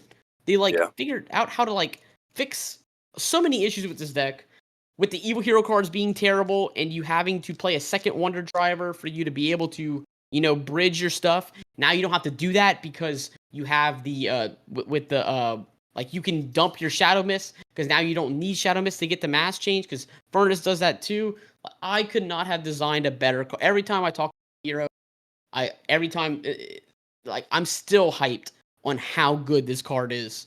That I could not have designed a better card for sure. And I've been playing the deck for so long, I couldn't have done a better job. So hats off to them. Furnace is the best hero card probably ever. So that's pretty much my main thing on hitting the deck. You have a question, Omni, for is it possible that you will post on other decks? I'm not sure if they mean other hero. I'm not sure. If it's other hero decks, then I usually try to do as much of the fun variations as I can. If you're referring to other archetypes, probably not. I pretty much only play heroes, so yeah. And I'm actually curious because I was the same way, and I'm getting I'm not saying made fun of, but it's a little hypocritical because I felt the same way for the longest time. I would never play a deck other than. Is it mostly because you play Master Duel, for example, right? Because it's your main thing is Master Duel. Is that why you feel that way? Because at least to me, when I play hero, right? Most of the time it's at a in-person event, and it's a lot different in the way that your wins and losses work. Because for Master Duel, right? You can play a good bit, right? And you can. I don't want to diminish anybody's accomplishment, but you can climb with pretty much any deck if you're competent. I believe in Master Duel, right? So that makes it so that you can just play your favorite deck no matter what. But for example, I go to the NAWCQ, right? Because that's I'm a very competitive player. Excuse me. I'm playing hero. I can only get 2 losses. And with the amount of variance that hero has, losing to Troll, losing to Charmies, losing to this, losing to that, I could draw my bricks. It's really difficult for me to be able to consistently perform some events all day 2. And now I get a little cool prize card for it, which that makes me kind of want to play hero again because now at least I get something for day 2ing. So they made the prizing a little bit better, which is great. but like actually topping an event is really difficult with Hero. So I'm curious on your thoughts on like Yeah, so how there's you can definitely say no that. Yeah. No, yeah, there's definitely no particular reason that I wouldn't play any other deck. Like, for example, when Yubel came out in Master Duel, I actually tried it out, I think, for that season. And like you said, any deck can really reach Master 1. And I'm also definitely not discrediting anyone that does it, because I've done it myself, and the grind is not particularly enjoyable, but it's definitely doable. So the only reason I really stick to Hero is, one, because I love the deck, and two, because of the play style. Since Master Duel is obviously different than playing in real life, you know, I can queue up, let's say, for example, 100 games in the span of like a couple of hours versus like say going to a locals or playing with friends where that's pretty much not feasible.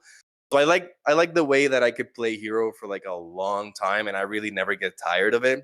Oh, I do get a little bit tired of it, and that's also a reason why I do try the different variations, kind of more for fun.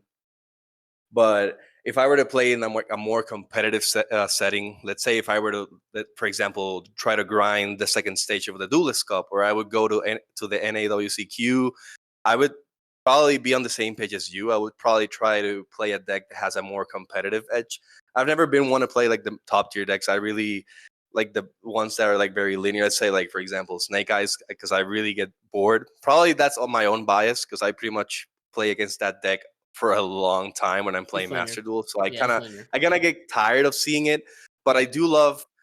I could see myself playing another deck if I were to play in real life, like a deck that has like a similar aspect to it, like the ones we were discussing, like Gem Knights, like Luna, like even Fiendsmith Hero. Like, I would definitely try a different variation if I wanted to play at a higher competitive level.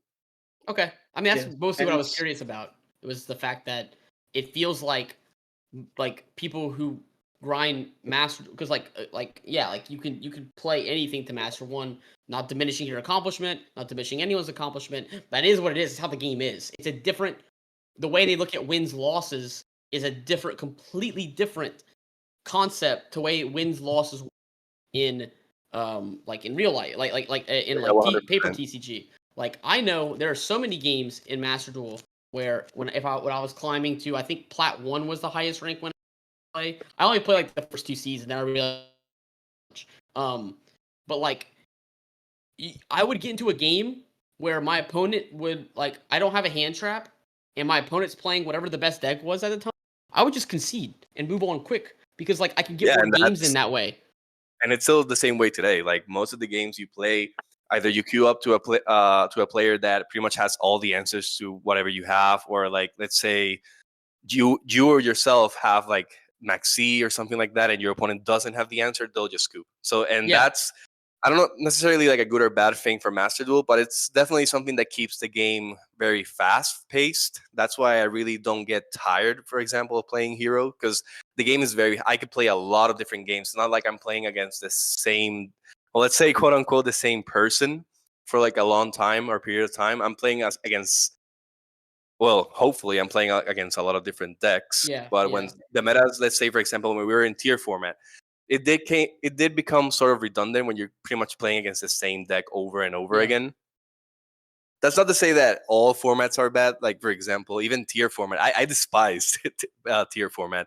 But one interesting thing is that I do enjoy watching, for example, the tier mirror. Like, that was fun to watch, not necessarily play in that format, but it was fun to watch. And there are some formats like that.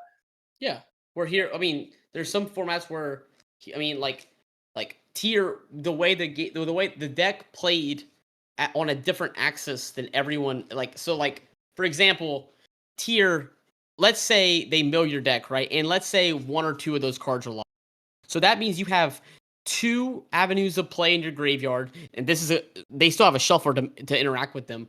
Plus, you have 6 cards in your hand going second, right? Well, tier would have on average 15 interactions with your 8 card, like, ways you can play, right? So the only way you can compete with tier at the time was also having 18, like, your entire deck basically being your engine. That's kind of that was the biggest problem with playing any deck into tier, was the fact you were playing a different game than they were. You had 8 ways to play, and that's if you're lucky, if you milled something decent in your engine, while tier had 18 interactions. It was never winnable. Like just not, it just wasn't winnable. Even if you set up Dark Law early, they had an answer to that too. Like when a deck has like answers to everything, even the cards they should lose to, it becomes very unfun and it becomes very to the level of like almost like another mini game. Like if he didn't have Kelbeck, he probably lost, but if he has Kelbeck, then he just wins. Yeah. So like that's just not fun. Man, that's all I got. Let me see if there are any other questions here in the chat.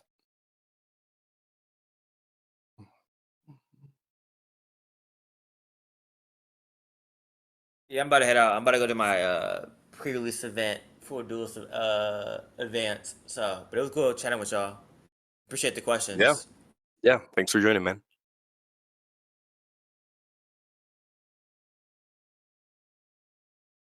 Well, I think that's pretty much it. If there are any other questions, again, everyone, thanks for joining in. And to the speakers, thank you for sharing all your thoughts. And yeah, I think this was a great panel. So hope we can do this again in the future. Thank you all. Thank Yep, y'all for for sure, joining, for sure. and thank y'all for being excellent co-hosts. All right. See you guys. I'd see you Bye-bye. guys. Goodbye.